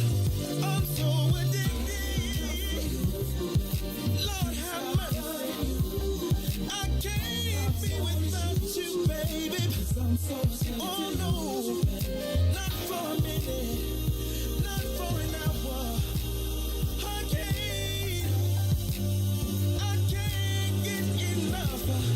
I'm so addicted. Woo. I need to check myself into some kind of rehab. 'Cause I need some help. Somebody help me, please. Please. You are listening to the Maze Jackson Show. I'm your host, Maze Jackson. Got my man DJ Reese the Ruler. We flying at 60,000 feet, and we are talking about these shootings, these police murders. Anybody on the line? Give us a call, 872-259-7474. Y'all, I'm confused. I'm so confused. I don't understand the shooters. I don't know. Like, I'm looking at the pictures. I'm saying, who is who? Who is what?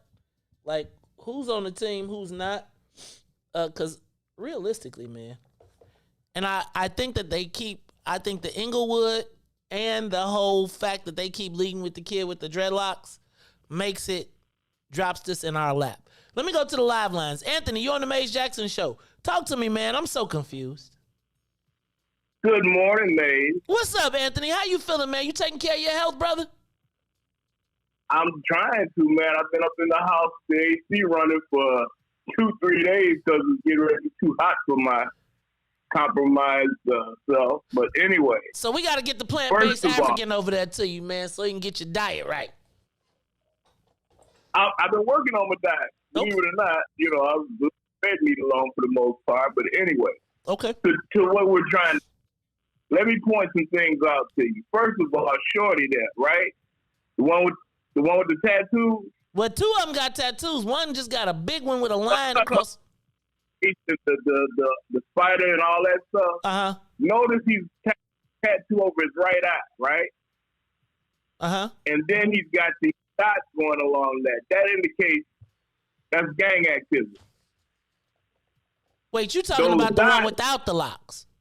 You talking about the one with the lion on his throat? Yeah.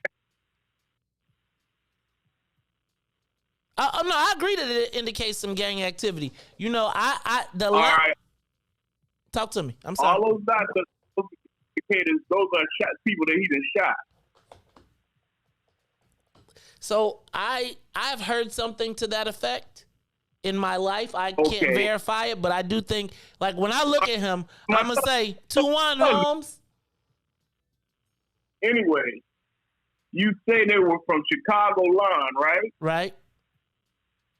All right. If they live on the other side of Western Chicago line, we talked about that once before, but I ain't gonna go through all of that. Anyway, they coming into Inglewood, West Inglewood. Remember I told you there's a difference in Inglewood and West Inglewood? Right. Okay. They're coming into West Inglewood.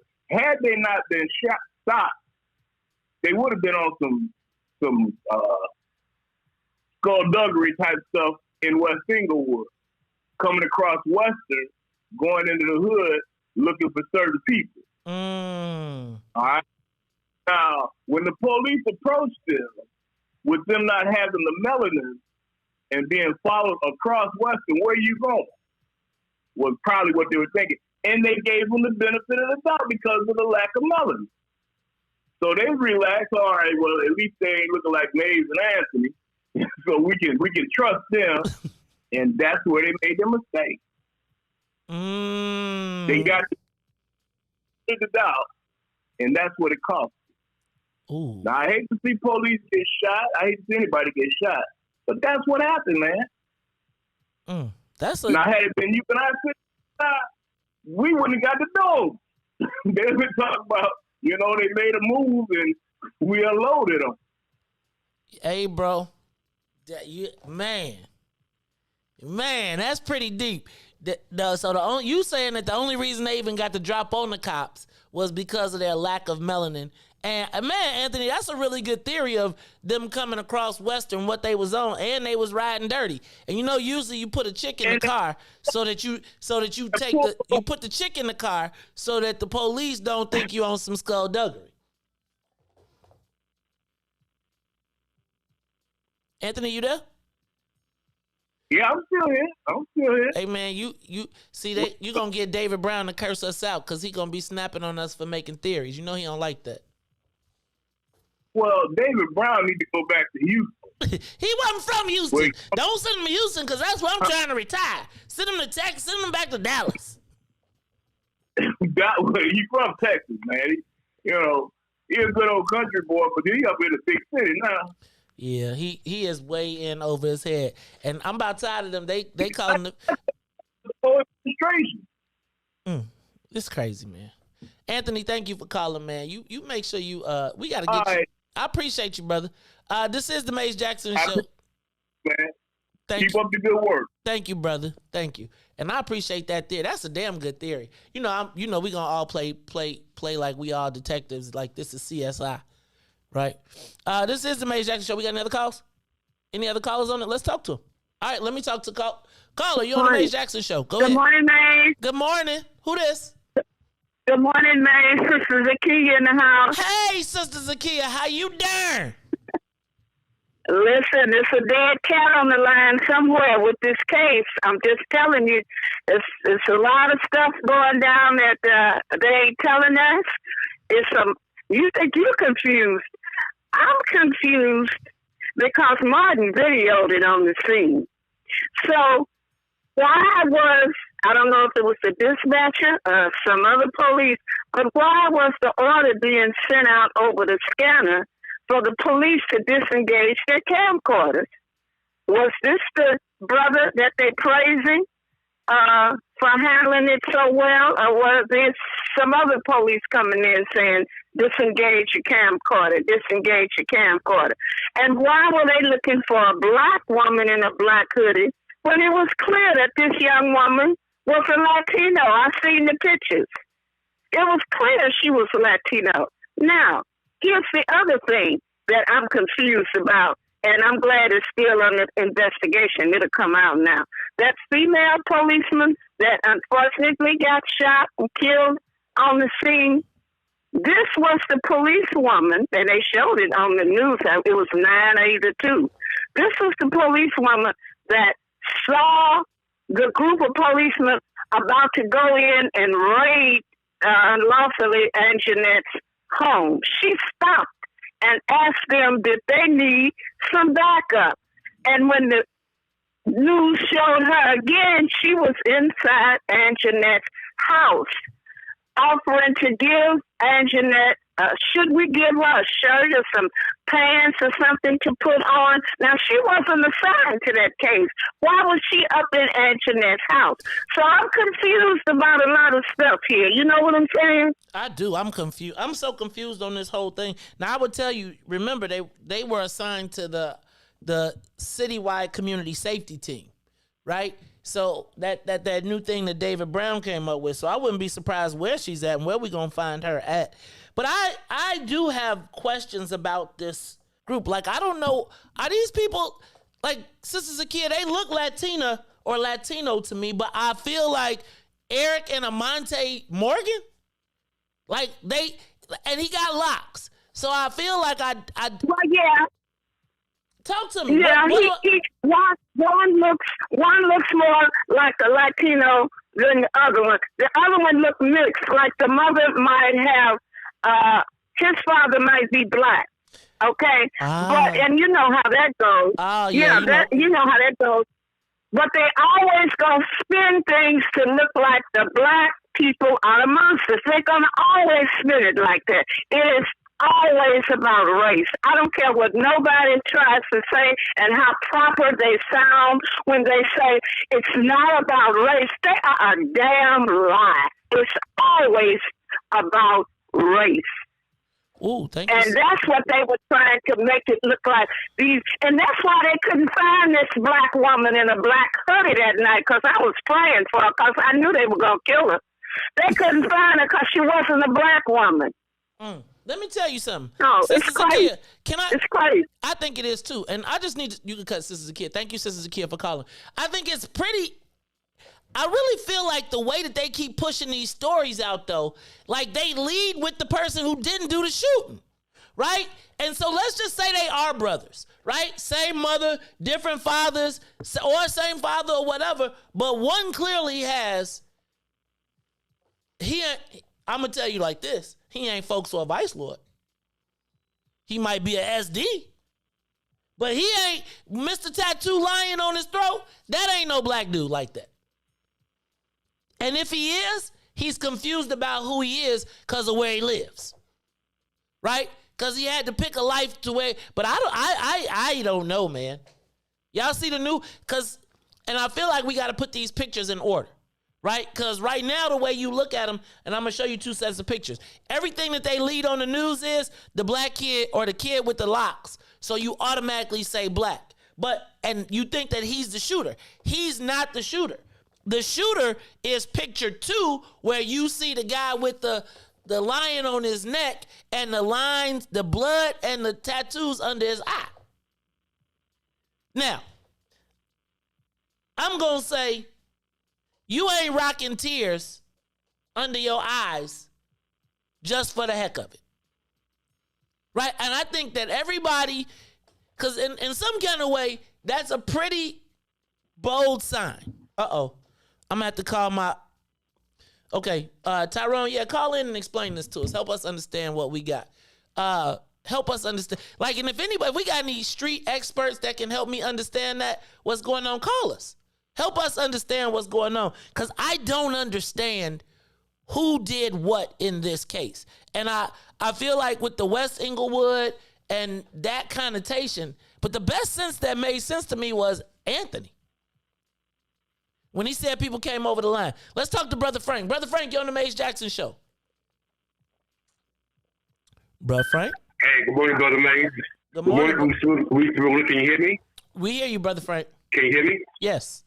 Hey, listen, I hear what everyone is saying, but I'm looking at this. I'm looking at something else. Now, first of all, I think if he was pulled over in Pilsen and this happened, it would be automatically assumed that he was Hispanic.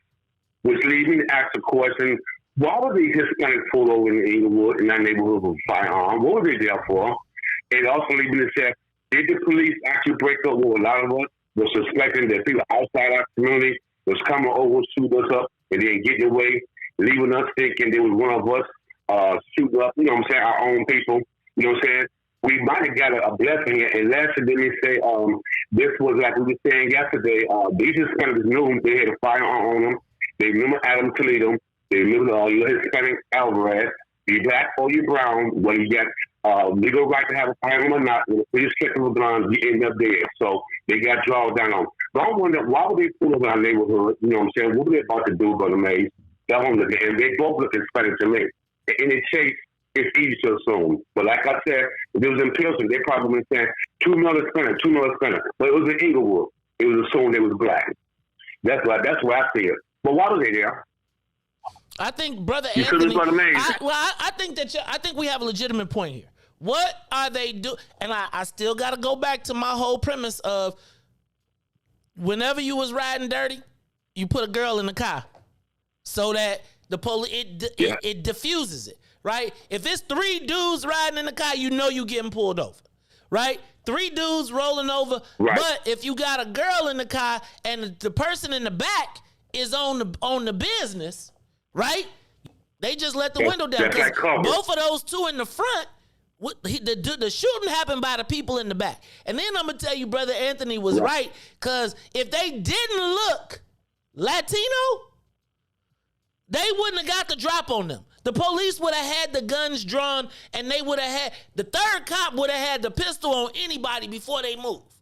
If you get pulled up. Yeah, man, I'm lost on this one. And there's something else going. Let's go to the phone lines. Thank you, Brother Frank. Roosevelt, you on the Maze Jackson Show.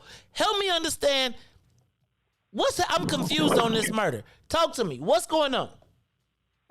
Mace, when I heard that run that you did, the police put out, any black person with a blue jersey would have been shot. That was a mass murder attempt. When those policemen put that information out, as I listened to it, I would have sworn that there was a person black like you and me, and if the police had approached them and they got panicked, they'd have been shot. This was a license. Any policeman who put out a bulletin like that, you ought to fire every one of them, because that is misinformation, and it's an attempt to license the police to shoot a black person or many black folk. Black in a blue jersey, black male, and I heard it. How could you give a description like that? Thank you, Mace. Bye. Thank you, Roosevelt. Y'all, I gotta tell you that I keep looking at these pictures and I'm trying to find it. I really am. I promise you, if you cut the hair off the locks, he going for white for me. In the dark, though, just think about it. In the dark, and especially with that one with the dreads, I can definitely see him look a little light skinned, because I got some cousins that's, light, Reese, when they say black male or suspect in a blue hoodie, everybody could get it at that point. For sure. Everybody could get it at that point. And I thank you to my girl, I'm going to call her Robin Patrice, for the pictures, because I think I'm going to juxtapose these two pictures, because you got to see how the news is running this, right? Where they got the picture of the see how you could easily mistake it as a black person. And I'm still not sure somebody got to help me understand this Eric and Amante. Now, I'm going to say Sister Zakiya came closest to it. Sister Zakiya came closest to it because, there was a time in our lives when being with the Latina chick was like the exotic hot thing to do. Remember Angie Martinez? That's where Roxy came from. That's where we got the Nina Chantels, all of them, because there was a time, and brothers, even to this day, right now on Instagram and everything, they want the exotic shit. So let's suggest that Eric and Amante Morgan, you think they're of mixed race? I think the one with dreads for sure is that's the younger one. I think he looks mixed for sure.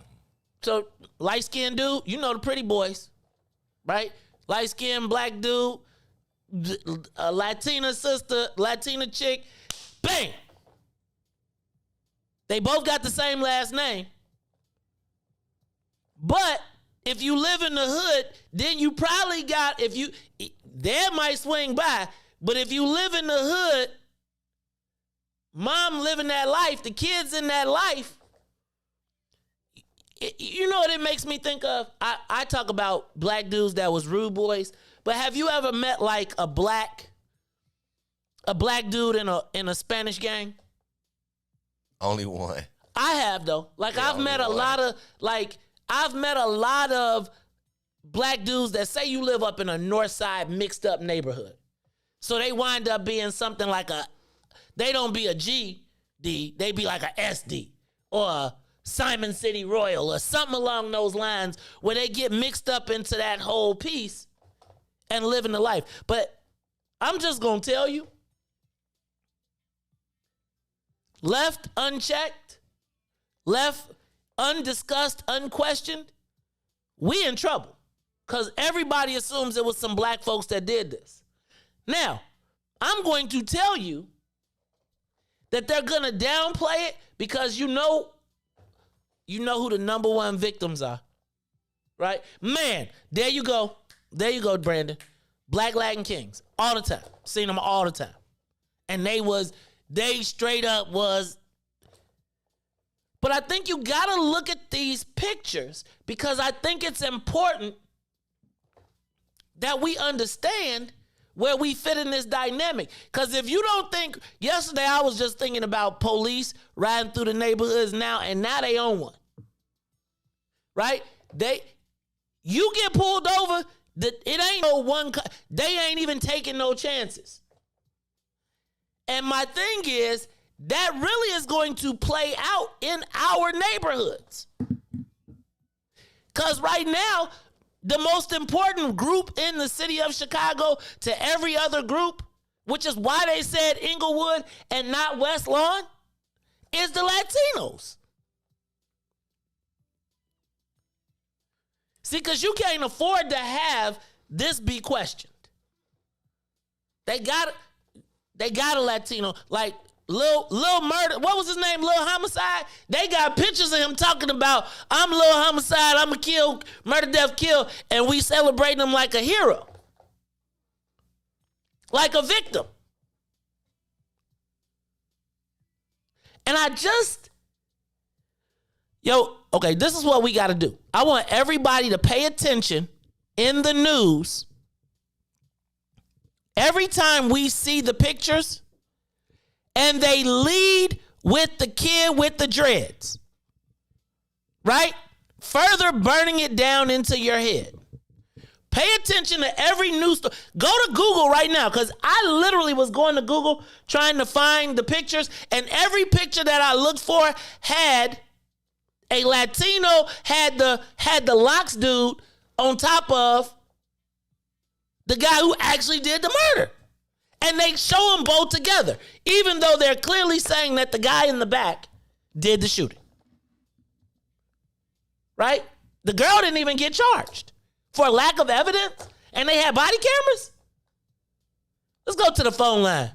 We're going to talk to one of our resident street experts, the one and only Brother Tyrone Muhammad. Brother Muhammad, welcome to the Maze Jackson Show. What is going on? Tell me what we need to know. What is it that we don't understand about what happened yesterday?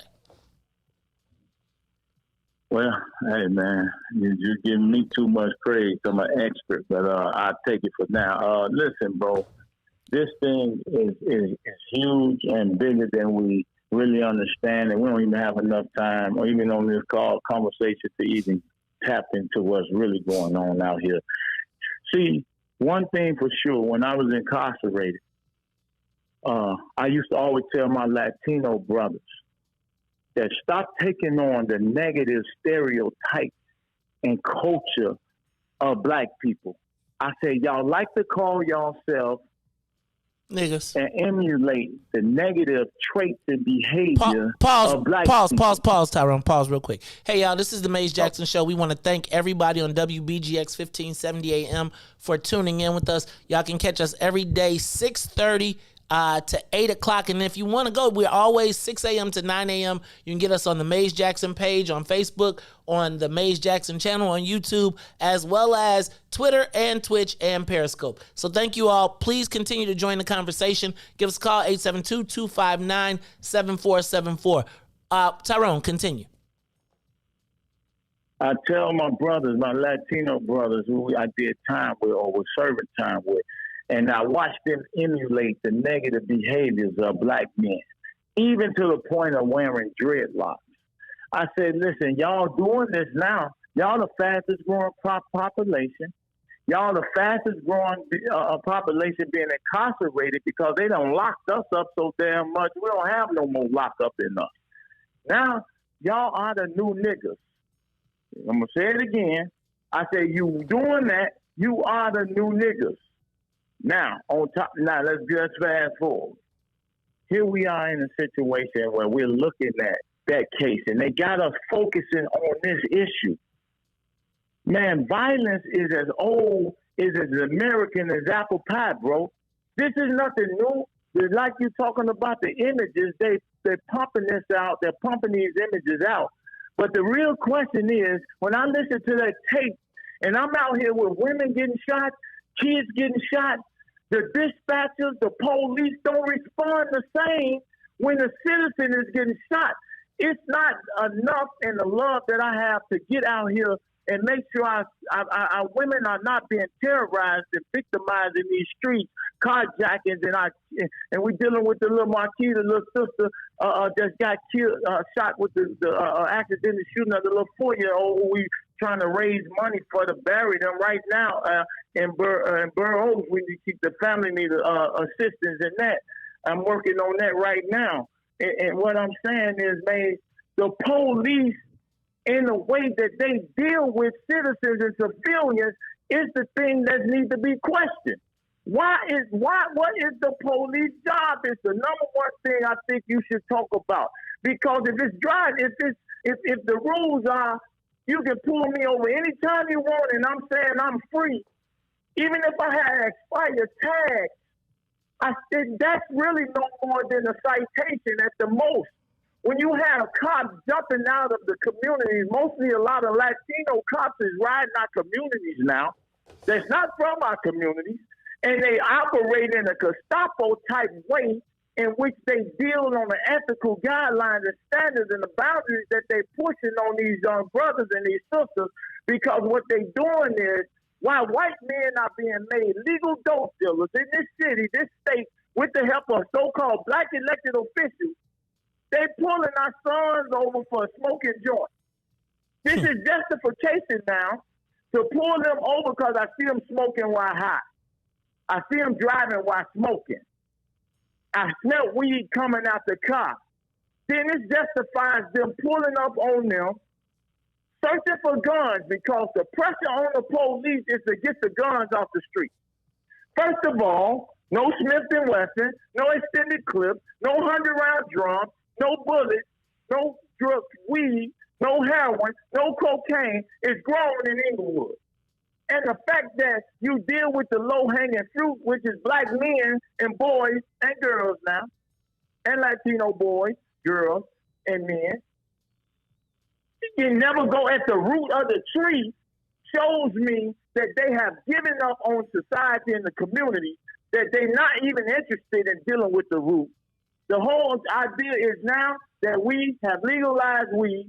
We have to figure out a way to permanently incarcerate these young men and boys, because they can't come home after 20 years like a brother Tyrone Muhammad.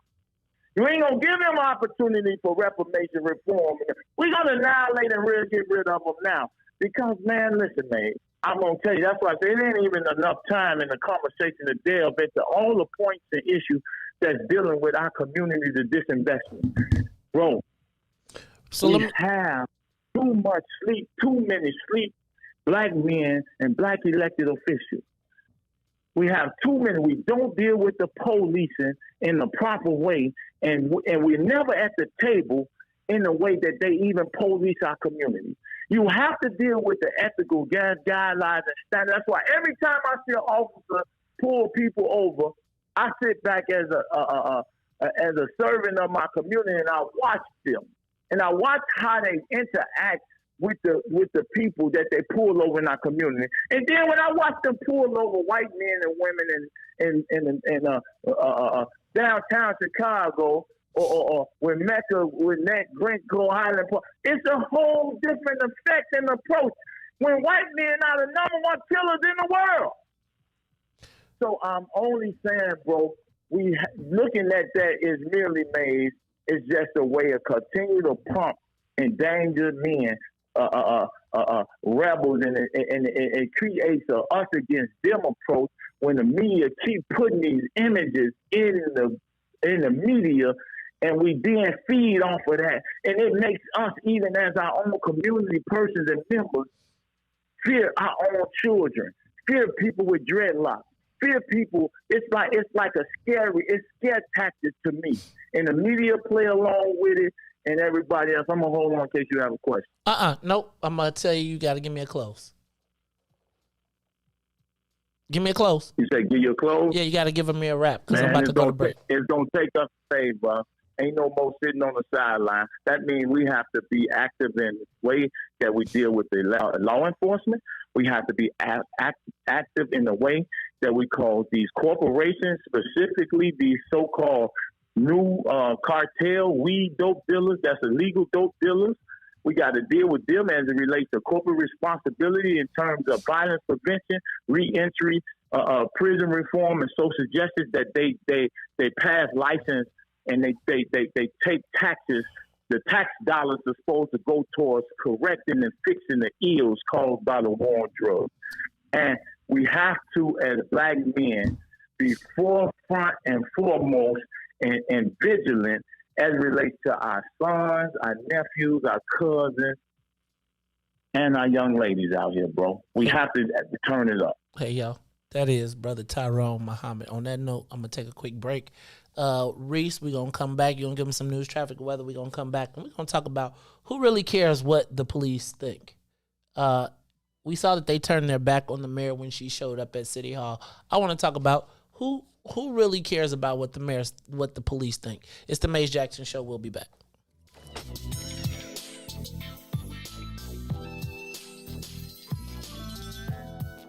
The Maze Jackson Show.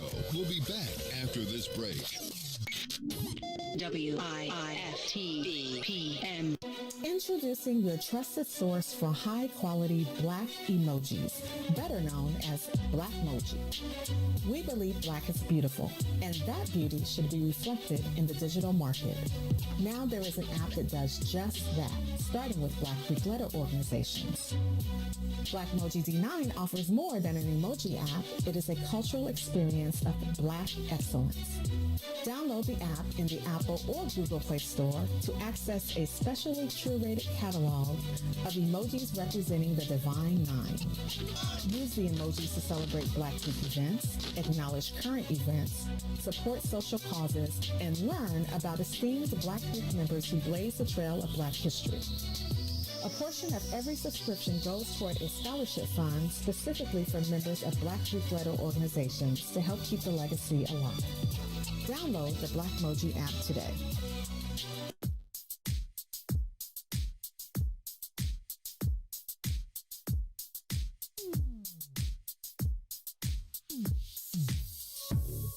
I don't know what you did, but you did it right. Girl, you make it look so easy. Everywhere you go, heads turning left and right. Can't say you a dime, you're a 20-piece. Cause girl, you're the reason I be acting funny. Everything in me telling me don't let you get away. And all the guys looking like they wanna love you. Every day I'm your body, got not over my dead body. Why you gotta look so good? Why you gotta look so good? Why you gotta look so good? With your hair done, nails done, when you put that grown on, why you gotta look so good? With your hair done, nails done, when you put that grown on, girl, why you gotta look so good? I can look and see you're not an average chick. You're shutting it down everywhere you go. Girl, I want you as bad as I wanna check. Cause you're sexy from head to toe. Girl, you're the reason I be acting funny. Everything in me telling me don't let you get away. And all the guys looking like they wanna love you. Every day I'm your body, got not over my dead body. Why you gotta look so good? Why you gotta look so good? Why you gotta look so good? With your hair done, nails done, when you put your grown on.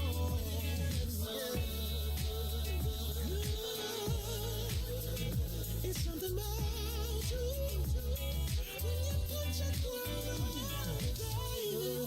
When you're waking up straight out of bed, girl, why you gotta look so good? When you're at the job just taking a break, girl, why you gotta look so good? In the club turning up, why you gotta look so good? On the dance floor giving more, why you gotta look so good? Why you gotta look so good? Why you gotta look so good? Girl, you know you be killing them when you be getting your own woman on. Why you gotta look so good? With your hair done, your nails done, when you put that grown on, girl, why you gotta look so good? Girl, why you gotta look so good? Why you gotta look so good?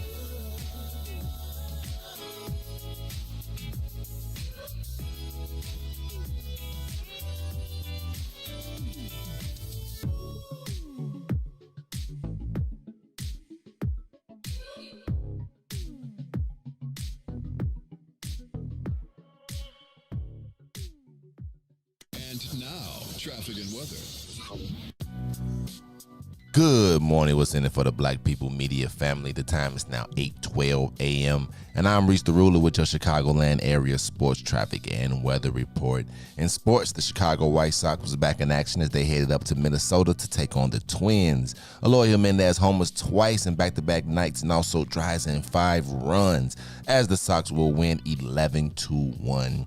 On the traffic on the Kennedy, O'Hare to the Loop will be 33 minutes. Outbound to O'Hare all the way up to 48 on the Eden.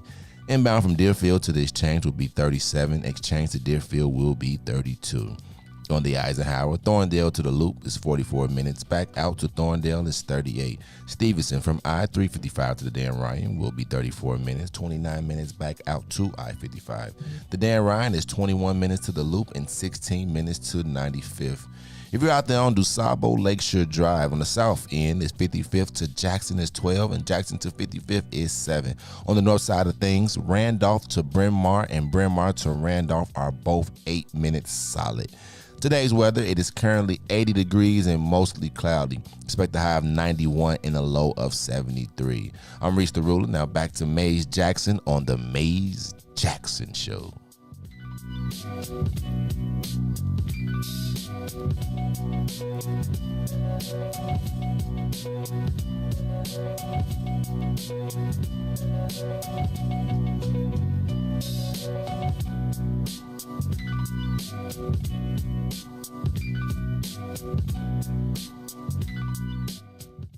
Back to the Maze Jackson Show.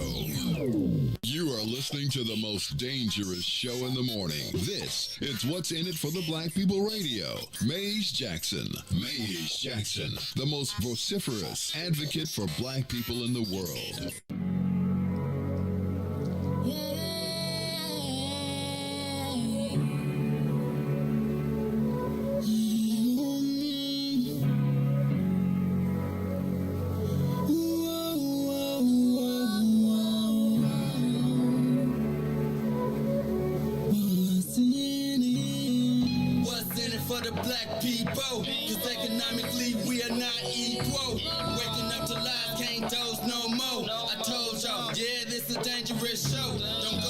Church if you ain't trying to help us. Don't even try to be around and can't protect us. We see the lies, not other politicians. We need money and no symbolism. It's Maze, it's Sonia, and Ruthie and Todd, explaining how we all come from God, giving us tools to beat the odds. If we're united, our movement gon' stop. If they ain't trying to help us, they ain't trying to do nothing. We gotta do something, we gotta stop running. It's time to confront the problem. Really, you expect you oppressed to solve them.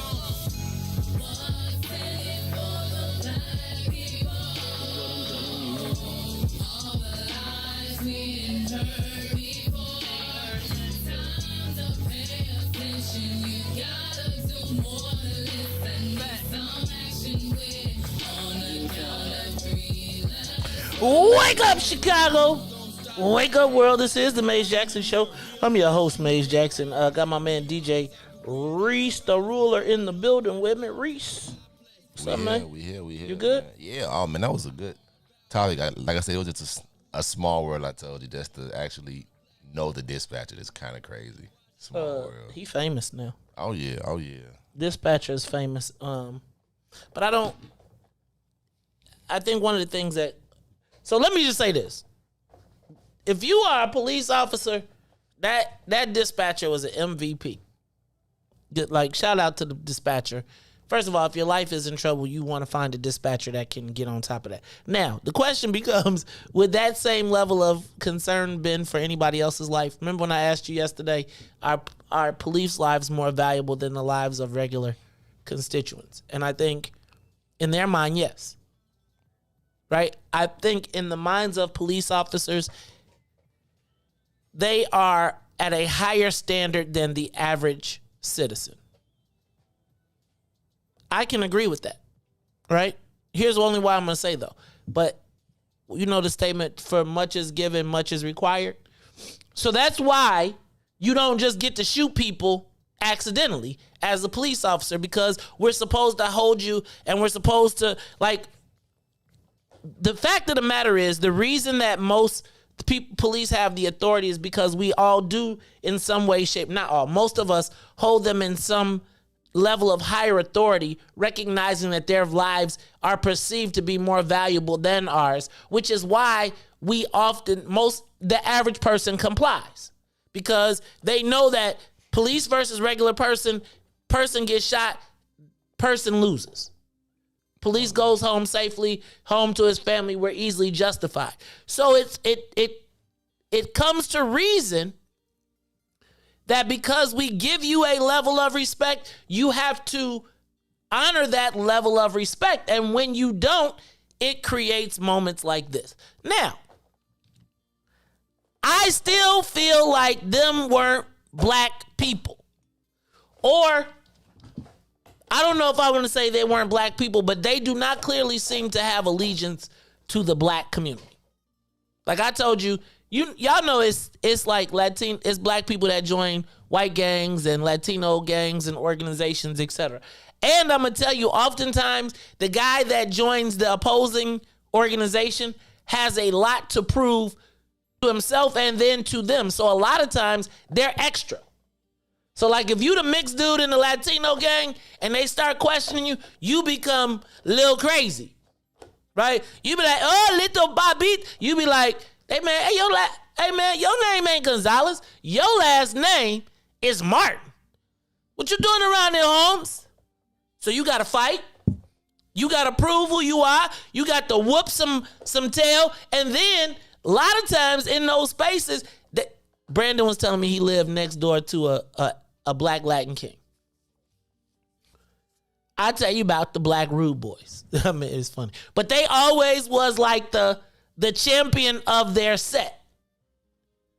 And so I think we really got to question Regina, how you know they Hispanic though? Who is telling me this? I just need y'all to tell me, because y'all do know that there is a difference in how our community will be treated. Way differently than, Latinos will tell you that they get harassed by the police. I just don't think it's equivalent. And part of the reason, I know this is going to sound really crazy, but part of the reason that I hope that it wasn't black people, and his name was Dallas.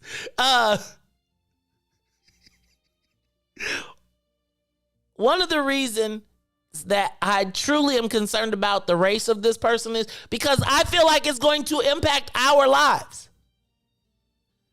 Right? Like, if a police officer gets shot, every black person that gets pulled over getting ready to have an issue.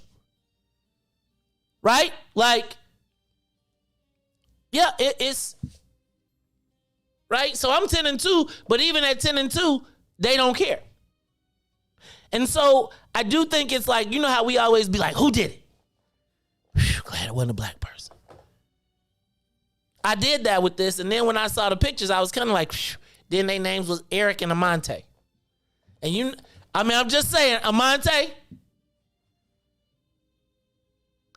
Amante sound a little black. Right. Eric do too, but I do know some Hispanic named Eric. And you know a lot of Hispanics named Eric. You don't know no Hispanics named Amante. But again, that's why Amante had to be the goon. Amante Morgan, that ain't 2-1 Holmes. Amante, you not from around here, bro. Where your mom? Who's that Mayete come see your mom? What you say? What you say about my mama? Let's be clear. You got to be you got to be living a life to do that. To do this, to do the next stuff, the way he got it, with the eyeball stuff, you got to be living some life. Because if not, somebody's going to test you. Right? Somebody's going to test you. And so I got to ask, why does it seem like there is such a press to make sure that this isn't, and maybe, am I seeing this wrong in the media?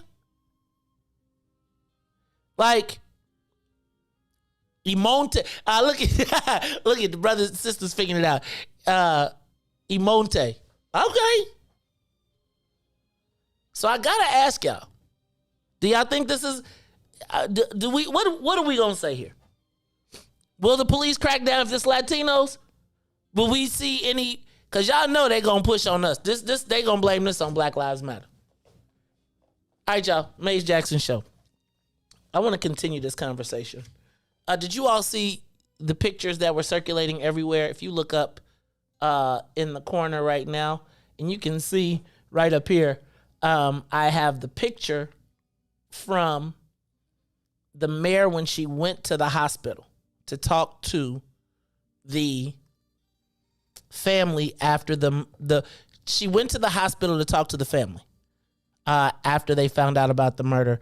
And while she was there, apparently, according to newspaper reports, the father of the man, the young gentleman, is a second-generation police officer. So his father was a police officer. He basically apparently cursed the mayor out when she tried to come, and he blamed her and said it was all her fault. Then as she tried to approach the police officers that were there praying, apparently they turned their back on her. Again, you can see the picture right here of them turning their back on her. And then I got to thinking about how many police officers are there. There's about 13,000 CPD, give or take a couple thousand. Who really cares what the police think? I want to know in this space, because, like the police are mad, they're upset, and they're blaming the mayor. Now, I'm not the biggest mayor fan at all, right? I'm not. I don't know how she is responsible for this. Now, I can say as the mayor, she wears the jacket for everything that happens in the city. But I do ask, who really cares about what the police think besides the police? Now, the phone lines are open. Give us a call, 872-259-7474. So to make this question go, I put some categories together. Categories you want to hear. So here's what tell me if I'm right, tell me if I'm wrong. If you are a black person, you're not sorry, but.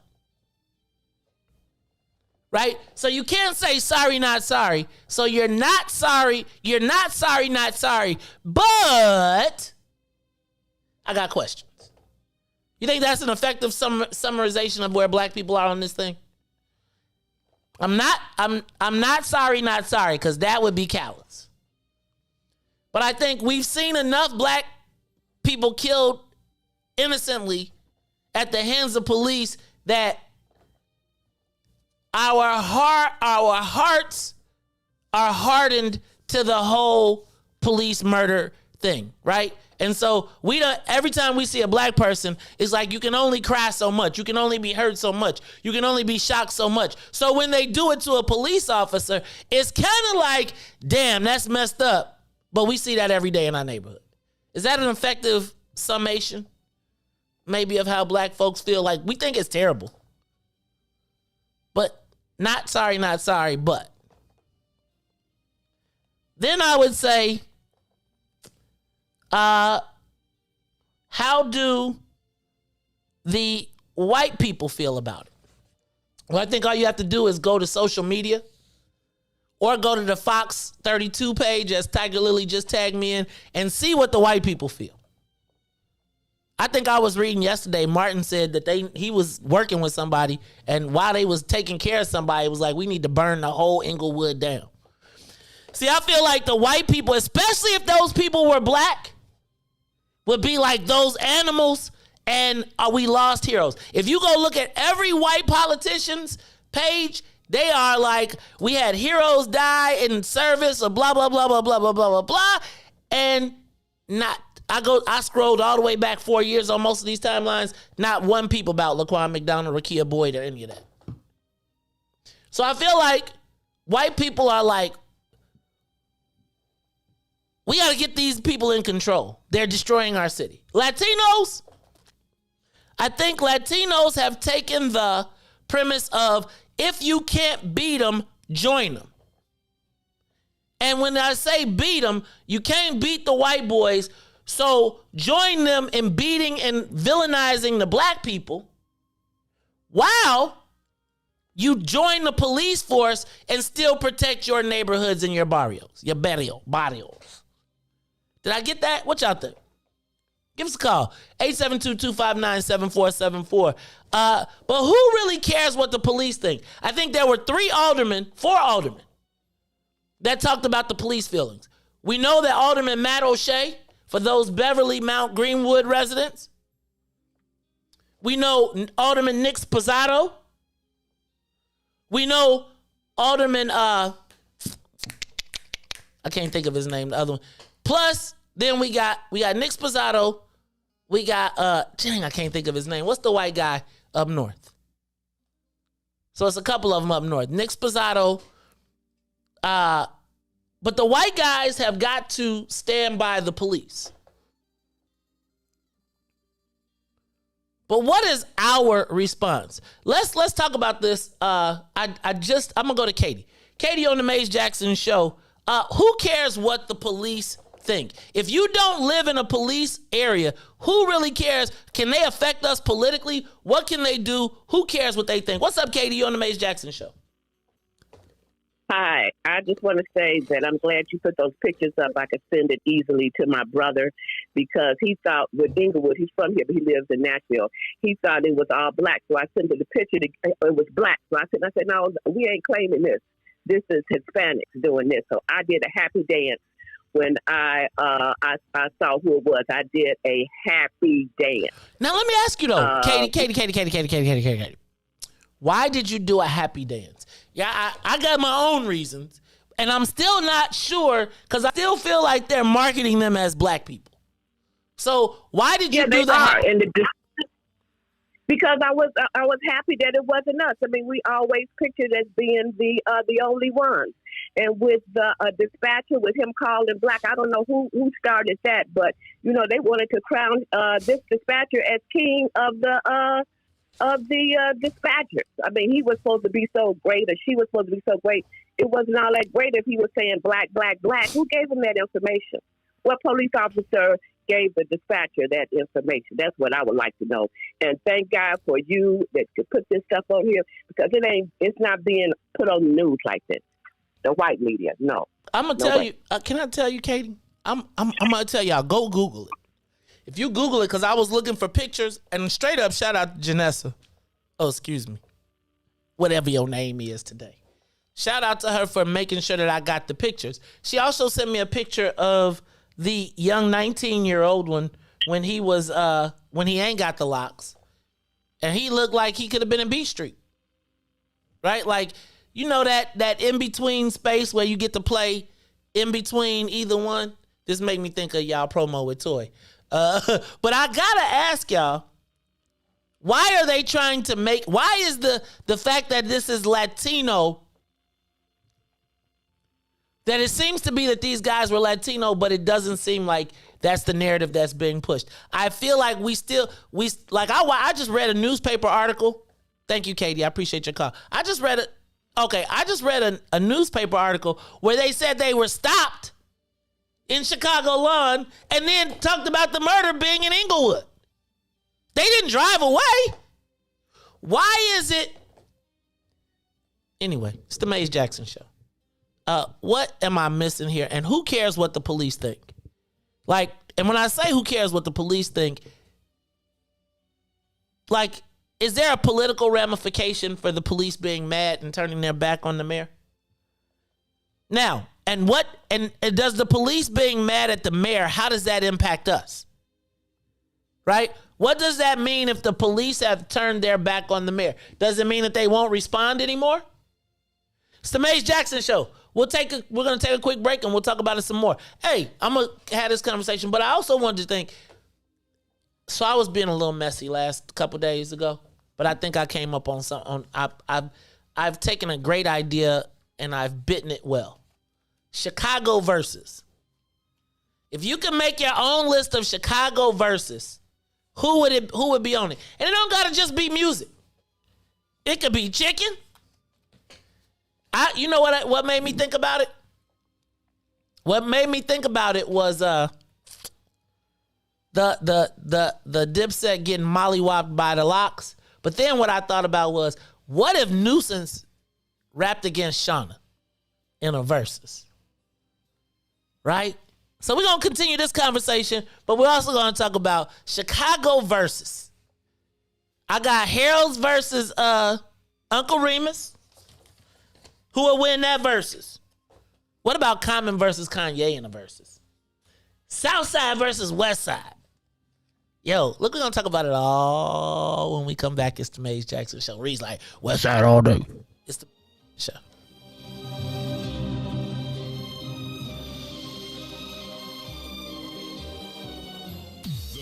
Jackson Show.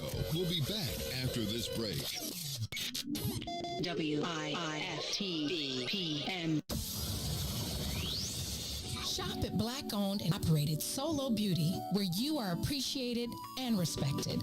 Located at 8158 South Cottage Grove, Solo Beauty can supply all of your black hair care needs.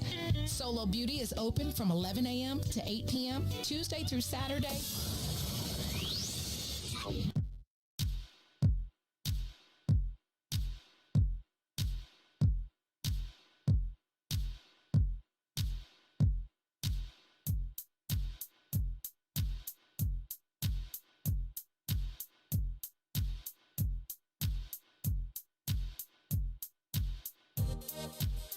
What's in it for the black people? What's in it?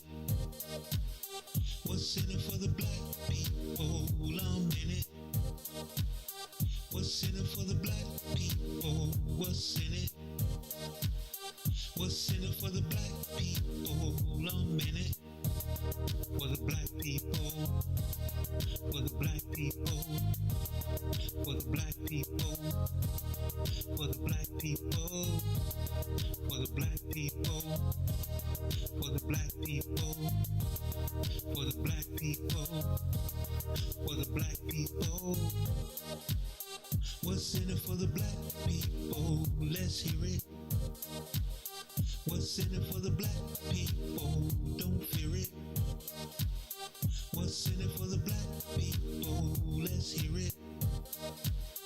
What's in it for the black people? Don't fear it. For the black people.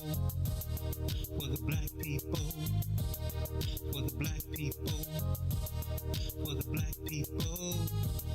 For the black people. For the black people. For the black people. For the black people. What's in it for the black people? You know it. What's in it for the black people? Let's show it. What's in it for the black people? You know it. What's in it for the black people? Let's show it. For the black people. For the black people. For the black people. For the black people. For the black people. For the black people. For the black people. For the black people. For the black people. For the black people. For the black people.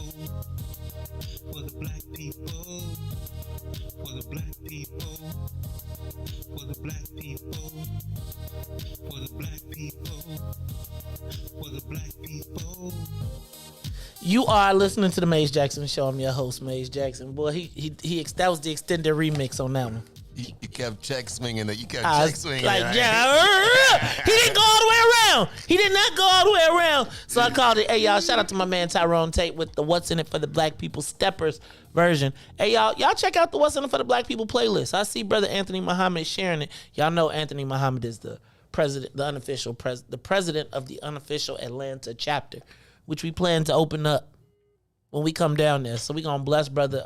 I'm ready. We're going to bless him in. We're going to go to Atlanta. We're going to broadcast live. How many shows we doing? I don't know. I personally say we go down there Wednesday so we can do Wednesday show.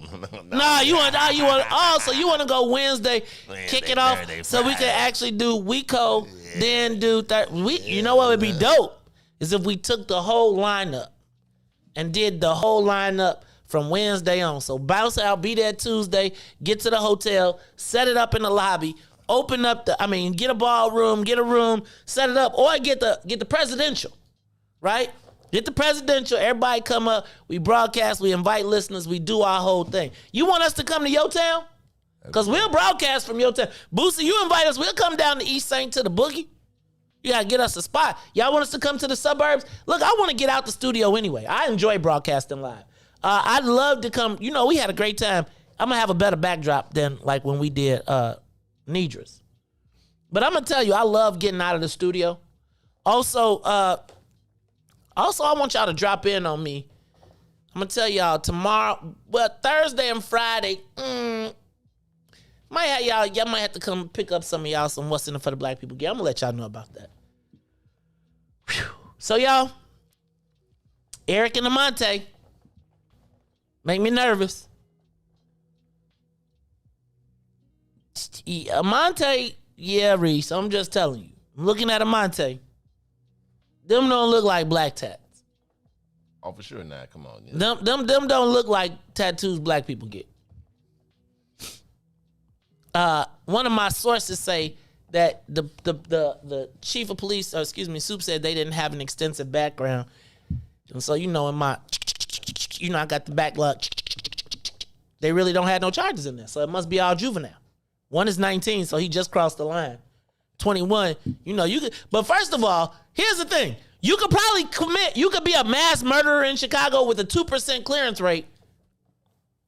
You could be sitting next to Stone Cold Killers and don't even know it. It's the woman that's the key though. Like she got off scot-free.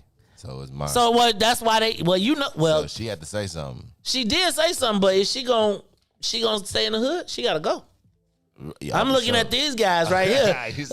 I'm looking at these guys. She better not go home. Go get Yvette right now. Man, pull out the house. Man, Joe. Yeah, and you know it's girls ready. Because I'm telling you, man, they gonna be like, so you gotta give me something or you ain't leaving here. Like she's like, oh, they want enough evidence. Like, come on. You done seen people get charged for just being with somebody with, like. Well, that's my thing. Like, remember how many times if you just in the car? Yeah. Because I feel like Quiet as kept looking at this. The way they at least the way they described it, they got pulled over in a traffic stop. Dude bust out the back. He was sitting in the back because he was going to be shooting out the back window. He was going to be shooting out the back. He was going to be sitting in the back, right? And he might have been. See, Reese? See, I can make up. Now, I'm going to tell y'all ever do people watching and make up a story for somebody? I do it all the time.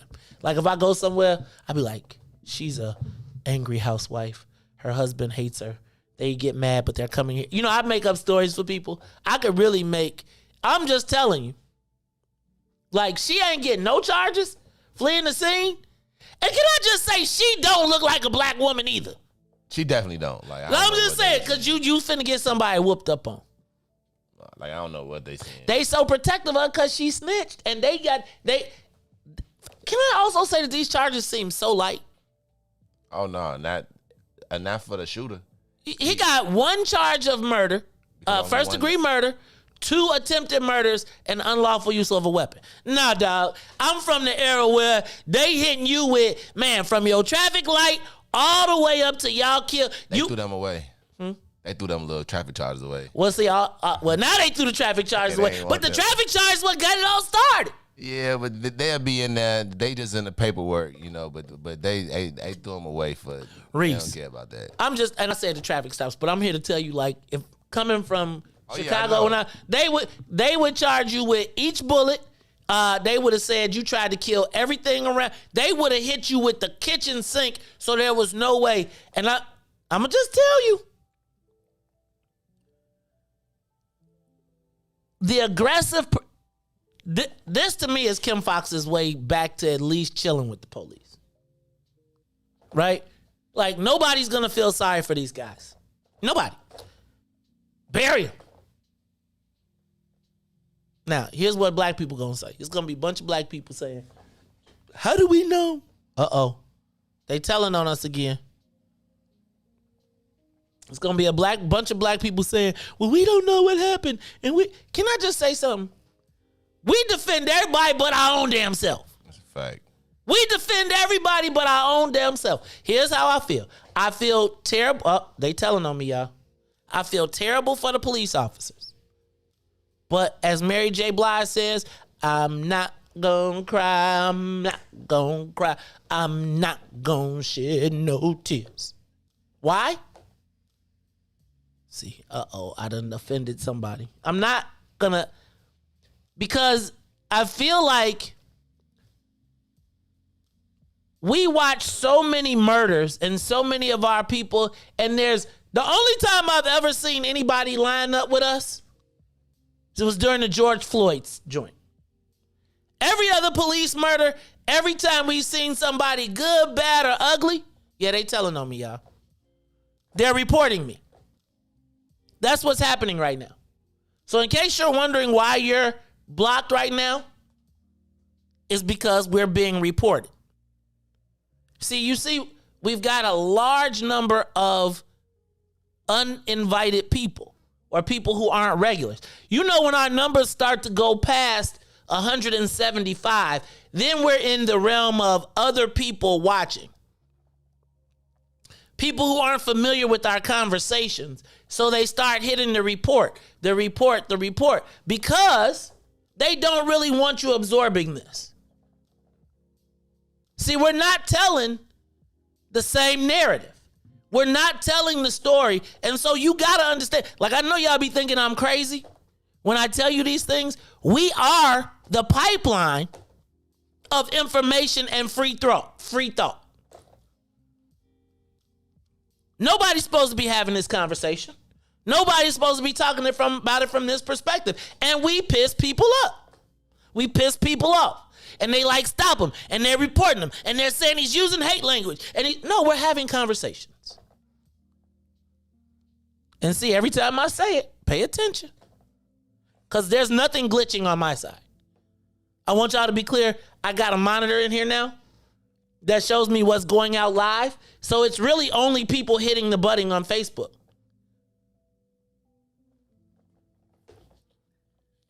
They want to stop us. I already hurt their feelings yesterday when I told y'all that the Negro auction happened. They like, he telling the secrets again.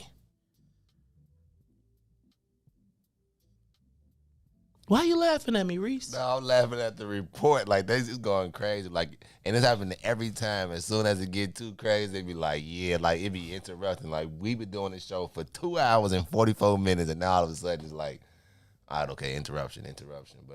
But yeah, you're right, man. When you speaking the truth. Don't nobody want it. It's like, because I don't really give you the fake truth.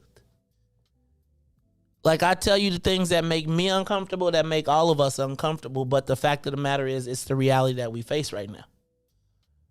And so I just need for y'all to understand that I'm going to take it away. So we're going to stop getting reported, because I'm going to stop talking to y'all about these police officers. And I'm going to start talking about fun, happy stuff. Right? Because you know when I said, who cares what the police really think? You know when they saw that section, they was like, hold it. And Ruthie Moore ain't there neither? Oh, no. We're going to take that brother down. See? There you go. Report. Facebook, like, this dude been doing this for years. Y'all ain't know about him? So that's what's happening. I'm telling you. It is what is happening is they are reporting the broadcast, and Facebook is sending people to check and see if we're saying hate speech or not. And so there's a whole bunch of, I know this. So I'm going to keep on doing what I do. And I'm going to ask you all to keep on rocking with me. Because they ain't never said I lied yet.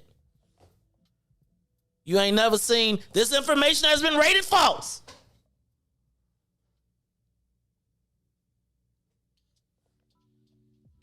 It is a concerted effort.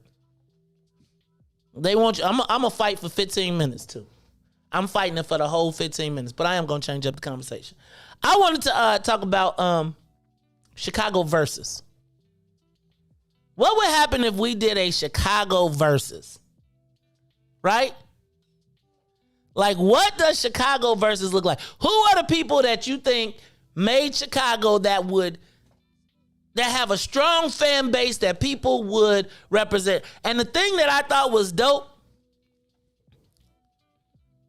was, first of all, you know I can't stand Dipset, regardless. But what I did think was that they knew that they were going to work together.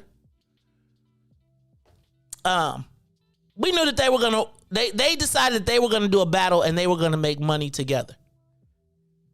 Check this out. Who are the two most well-known female rappers in Chicago?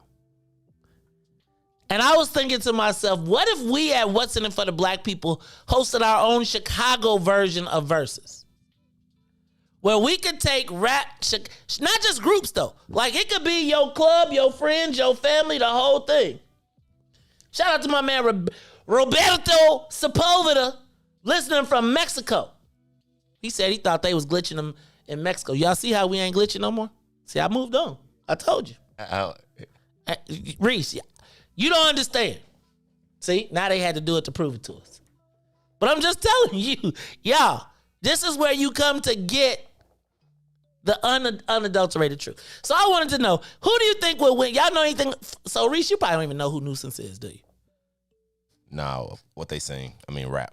I probably heard a rap song. You don't know, wait a minute. You don't know who Psychodrama is? Oh, yeah. I was just... Nuisance is the female from Psychodrama. Hey, you know what? Then she is good. I saw her perform. So you remember when T.O. had that guy in there and he gave me them tickets? Uh-huh. She was there. She performed and she killed. So yeah, he's right. First of all, Nuisance is a Chicago. It's weird because when you grow up on the South, so you ain't never heard Magic? Yeah. That's Nuisance from Psychodrama. Oh, remember, I rap in a towel coat, right? Yeah. That's Nuisance. So I wanted to put a battle together between Nuisance and Shauna from DTP / the Infamous Syndicate. Who y'all think will win that battle? I'm going to go with Nuisance on that one. Oh, you going to go with Nu? I'm going to go with Nuisance on that one, too. Yeah, you from out west, though. You buy it. Was good, but, I just think that, what I'm saying, like, Nuisance had like, put out more in a battle. I believe that she'll win. Like, Shauna had, like, a couple of really, like, hit songs. I tell you what, though. Shauna can rap. For sure. For real. We did the Infamous Syndicate 25-year release party here. But I was just thinking, who else could you see battling? Who would win between Twista and Common? The people gonna definitely pick Common. Okay, but in a battle. Like, I'm talking about a battle. Rap battle? Just a straight up battle. Probably Common. Like wait, you'll give Common the battle over Twista? And like a battle, yeah, Common. And like a battle. Because I don't know if Twista can't freestyle, he'd be just mixing stuff up, you think? Yeah. I ain't gonna hate on Twista. Shout out to who wins between Crucial Conflict and Do or Die? I'm going with Do or Die. What? Only because one of the daddies was my gym coach. That's it. I think they win with Hey by itself. I don't know. Do or Die has some hits. 4 a.m. They had some hits. Do or Die had some hits. Okay. Crucial Conflict had what? Hey and what else? No, they had a few. They had Hey. They had Scummy. They had a few. What's that one? They had another one though but nothing goes up like when Hey in the Middle of the Barn came on. Nothing. What's the biggest song to ever come out of Chicago? Who's the biggest artist to ever come out of Chicago? To the left, the Casper slide got to be. Oh, it. dang! Am I right or right? Dang! Okay, Casper, the biggest artist out of Chicago ever. To be known, like that song is known. That everywhere. Could be the case. Could he be? Because he bigger than Tank? Is he bigger than Kanye? I wouldn't say the song bigger than Kanye, but I guarantee more people would know the Cha-Cha Slap before they probably know. Like, even a white person probably know the Cha-Cha Slap before a Kanye West song. Okay, I'll give you that. Dang. So wait a minute. Could the biggest artist ever to come out of Chicago, the most recognized? Oh well, then somebody said R. Kelly. Yeah, R. Kelly. R. Kelly, but who's bigger right now? Not right now, but R. Kelly or one song, one shot. Who wins? The biggest song ever out of Chicago ever. Gotta be cha-cha slide. That's what I say. I mean, they be, the McDonald's be don't. Look, you be in Europe. White people, we was in Jamaica. The white people was don't. No matter where you going, you know the cha-cha slide. And you know what else they know? The wobble. White people know the wobble. Okay. South side versus west side, who wins? I'm gonna say the west side only, not because I stay on there, only because y'all divided. So listen, the south side ain't even together. So over east gonna break off from y'all. You know what I'm saying? And 100's gonna break off from y'all. And, y'all gonna be. And I'm gonna tell you what. I would have to go with the west side. And the reason I'm gonna have to go with the west side is really because of what you said, right? Like, I always used to say this, and this is somebody that y'all gonna get mad at me for saying it, but on the south side, jealousy is pervasive on the south side. Like, a south side dude will kill you over his girlfriend. Like, you was looking at my girl, I don't appreciate that. West side, they be like, hey man, where's she going? Right? Like, now you will get killed over some money. Yeah. But the west, like, ain't nobody killing you over no girl. They not doing that. They just not. It'll be like, man, Joe. Man, I'm gonna tell you, think about all of the south side, like you could maybe get a neighborhood, but even just think about 2 blocks over, they be killing each other. Right. And I'm like, I'm on 6. I'm from 64th, 65th, but I'm not from 63rd. Like, that's the next block, homie. Like, hey, how about this? Can I tell y'all a story? Y'all gonna laugh at me. Some days I be telling y'all stories and I swear to God, they be like, this nigga lying. But can I tell you what? Y'all see we ain't getting blocked no more, right? See? I'm just telling you. Now they gonna hit it now just so they can be like, weird. But about 25 years ago, about 20 years ago, a brother named Marvell came to my office. He came to my office because he said, man, I hear you promote Jay-Z. I hear you promote all of these records. You got all of this stuff going on. And I got this artist and I got this song that we want to hire you to promote. Now, when Marvell came, he had come highly recommended. But I was also clear that at the time, let me not say I was clear. Let me say that there were allegations that he might be the king of the BDs. Right? And so part of the thing when you're doing business, and I'm not saying that he was, I'm just saying that was what the rumor was. But part of the time when you start to deal in the music business, what I used to say was I don't want to do music with dealers, with people that live that life because they used to getting their money back so quick. That if it don't come, they be standing at your house the next day like, yo, cuz I gave you $10,000 to promote my joint and he ain't the superstar of the world. And he plays this song for me. Don't. To the left, to the right. Yep. And I was like, are you serious? Like, I got Jay-Z, I got Memphis Bleak, I got everything you could put. I represent the radio station, I got all. To the left, 2 hops. To the right, 2 hops. Don't tell me you turn that. Hold on. So I say, let's listen to it. We'll talk about it, and then I'll get back to you. So dude start calling me. Now you got to take his call because you really don't want no problems. What's up, man? I'm a little bit too concerned. I got a little bit too much on my plate right now. I don't think I could do the artist justice. But you should shoot the video. Go shoot the video. I'm gonna call my man Vince Bass. They gonna get you a plan. You gonna go over to the click. Y'all can shoot the video. They shoot the video. It is urban fabulous. I mean, it's like straight video camera video. That song was the Cha-Cha Slide. I turned it down. And now as we talk about the biggest song in the whole entire ever come out of Chicago. Definitely the Cha-Cha Slide. I don't care what nobody says. I don't think there is a song bigger than the Cha-Cha Slide. I mean, when the little white girl be like, don't. I'm telling you, you go to China, they will do the Cha-Cha Slide. Worldwide, yo. Like, you go to country bars, Cha-Cha Slide. Greatest rap group to ever come out of Chicago. Greatest artist to ever come out of Chicago. They gotta be R. Kelly, even though he locked up. You know, the greatest.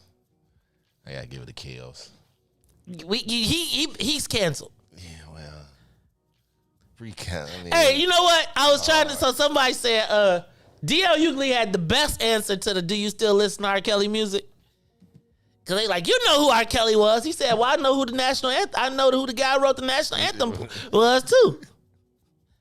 So it's funny because when Kels comes on, I do hit the skip button. It be hard though. Like when Honey Love come on, I be like, oh. Turn it up. And don't let the remix. Do y'all remember Fiesta? Yeah. Oh, Jesus. Six in the bird. That was the height of music. Yes. I went to both nights of the Jay-Z R. Kelly concert. Best of both worlds. Yes. Yeah, I went both nights, and I'm here to tell you, you could tell R. Kelly was a hater from the first day. Because every time Jay tore up the stage, he took an hour to come on. But who would you say, so besides Kels, like who's the biggest, so let me back up. I want to do verses. And I also got to say this for the people who got upset with me because they said I was trolling. But I got to be clear. I listened to King's Disease Part 2. Here's my summation on Nas. People are mad at me, but I know I'm jumping.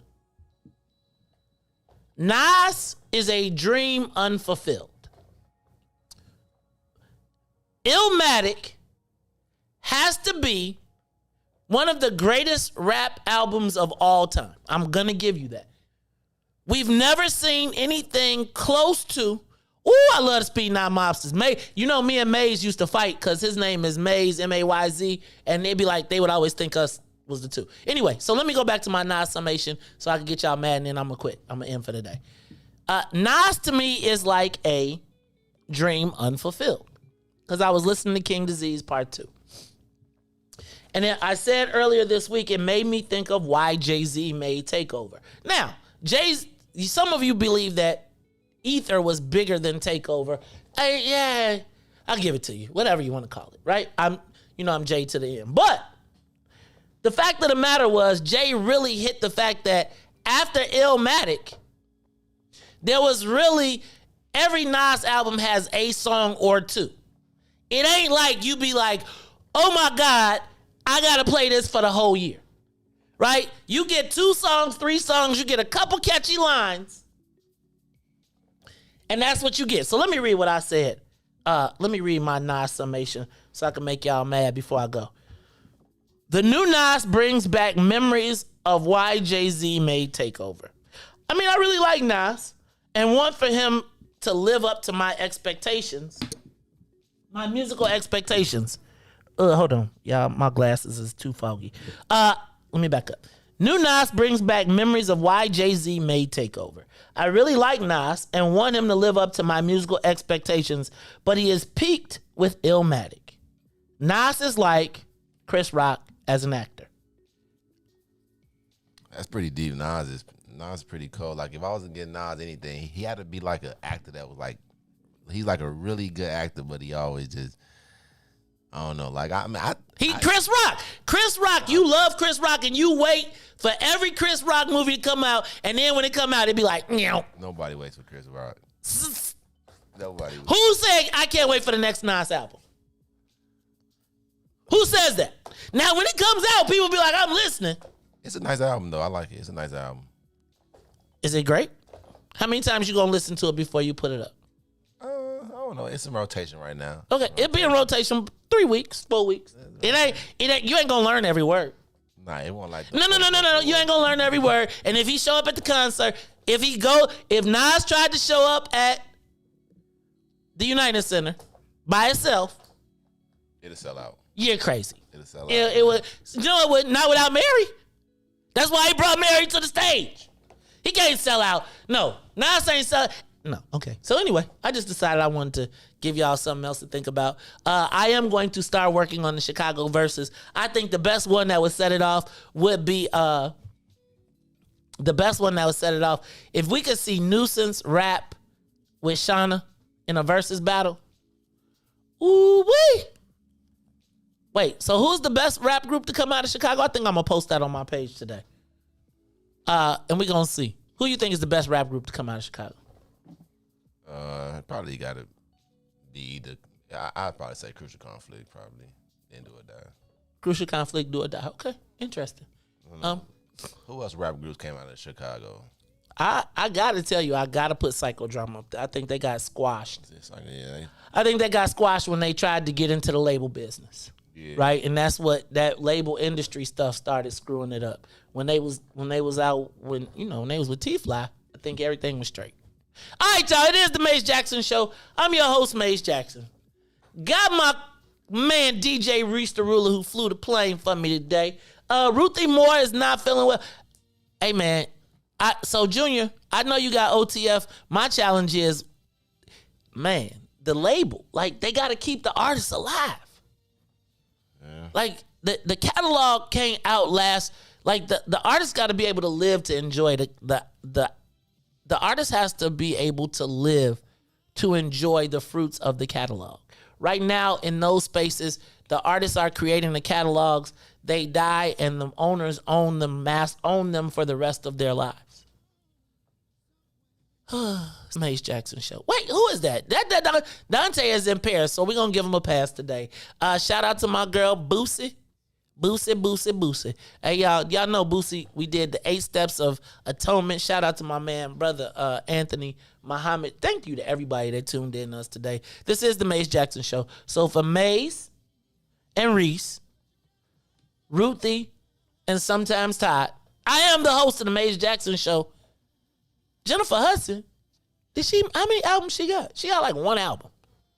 We still listening to the what's that? Dream Girl. Right, we are Dream Girls. That new movie, ain't she like Aretha Franklin or Shaka Khan? Yeah, but she Aretha Franklin. But obviously, if I see a movie as PG-13, I'll be like, it ain't gonna be good. It gotta be like everybody gotta know. Like, what you can't have a rated R movie, but Aretha Franklin? Yeah, what you can't. Well, if you told a story about her daddy, you might. But hey, that's a whole nother story. This is the Maze Jackson Show, asking every single day, what's in it for the black people? And if you don't like it, you can still tell them. Maze said, we out of here. Peace.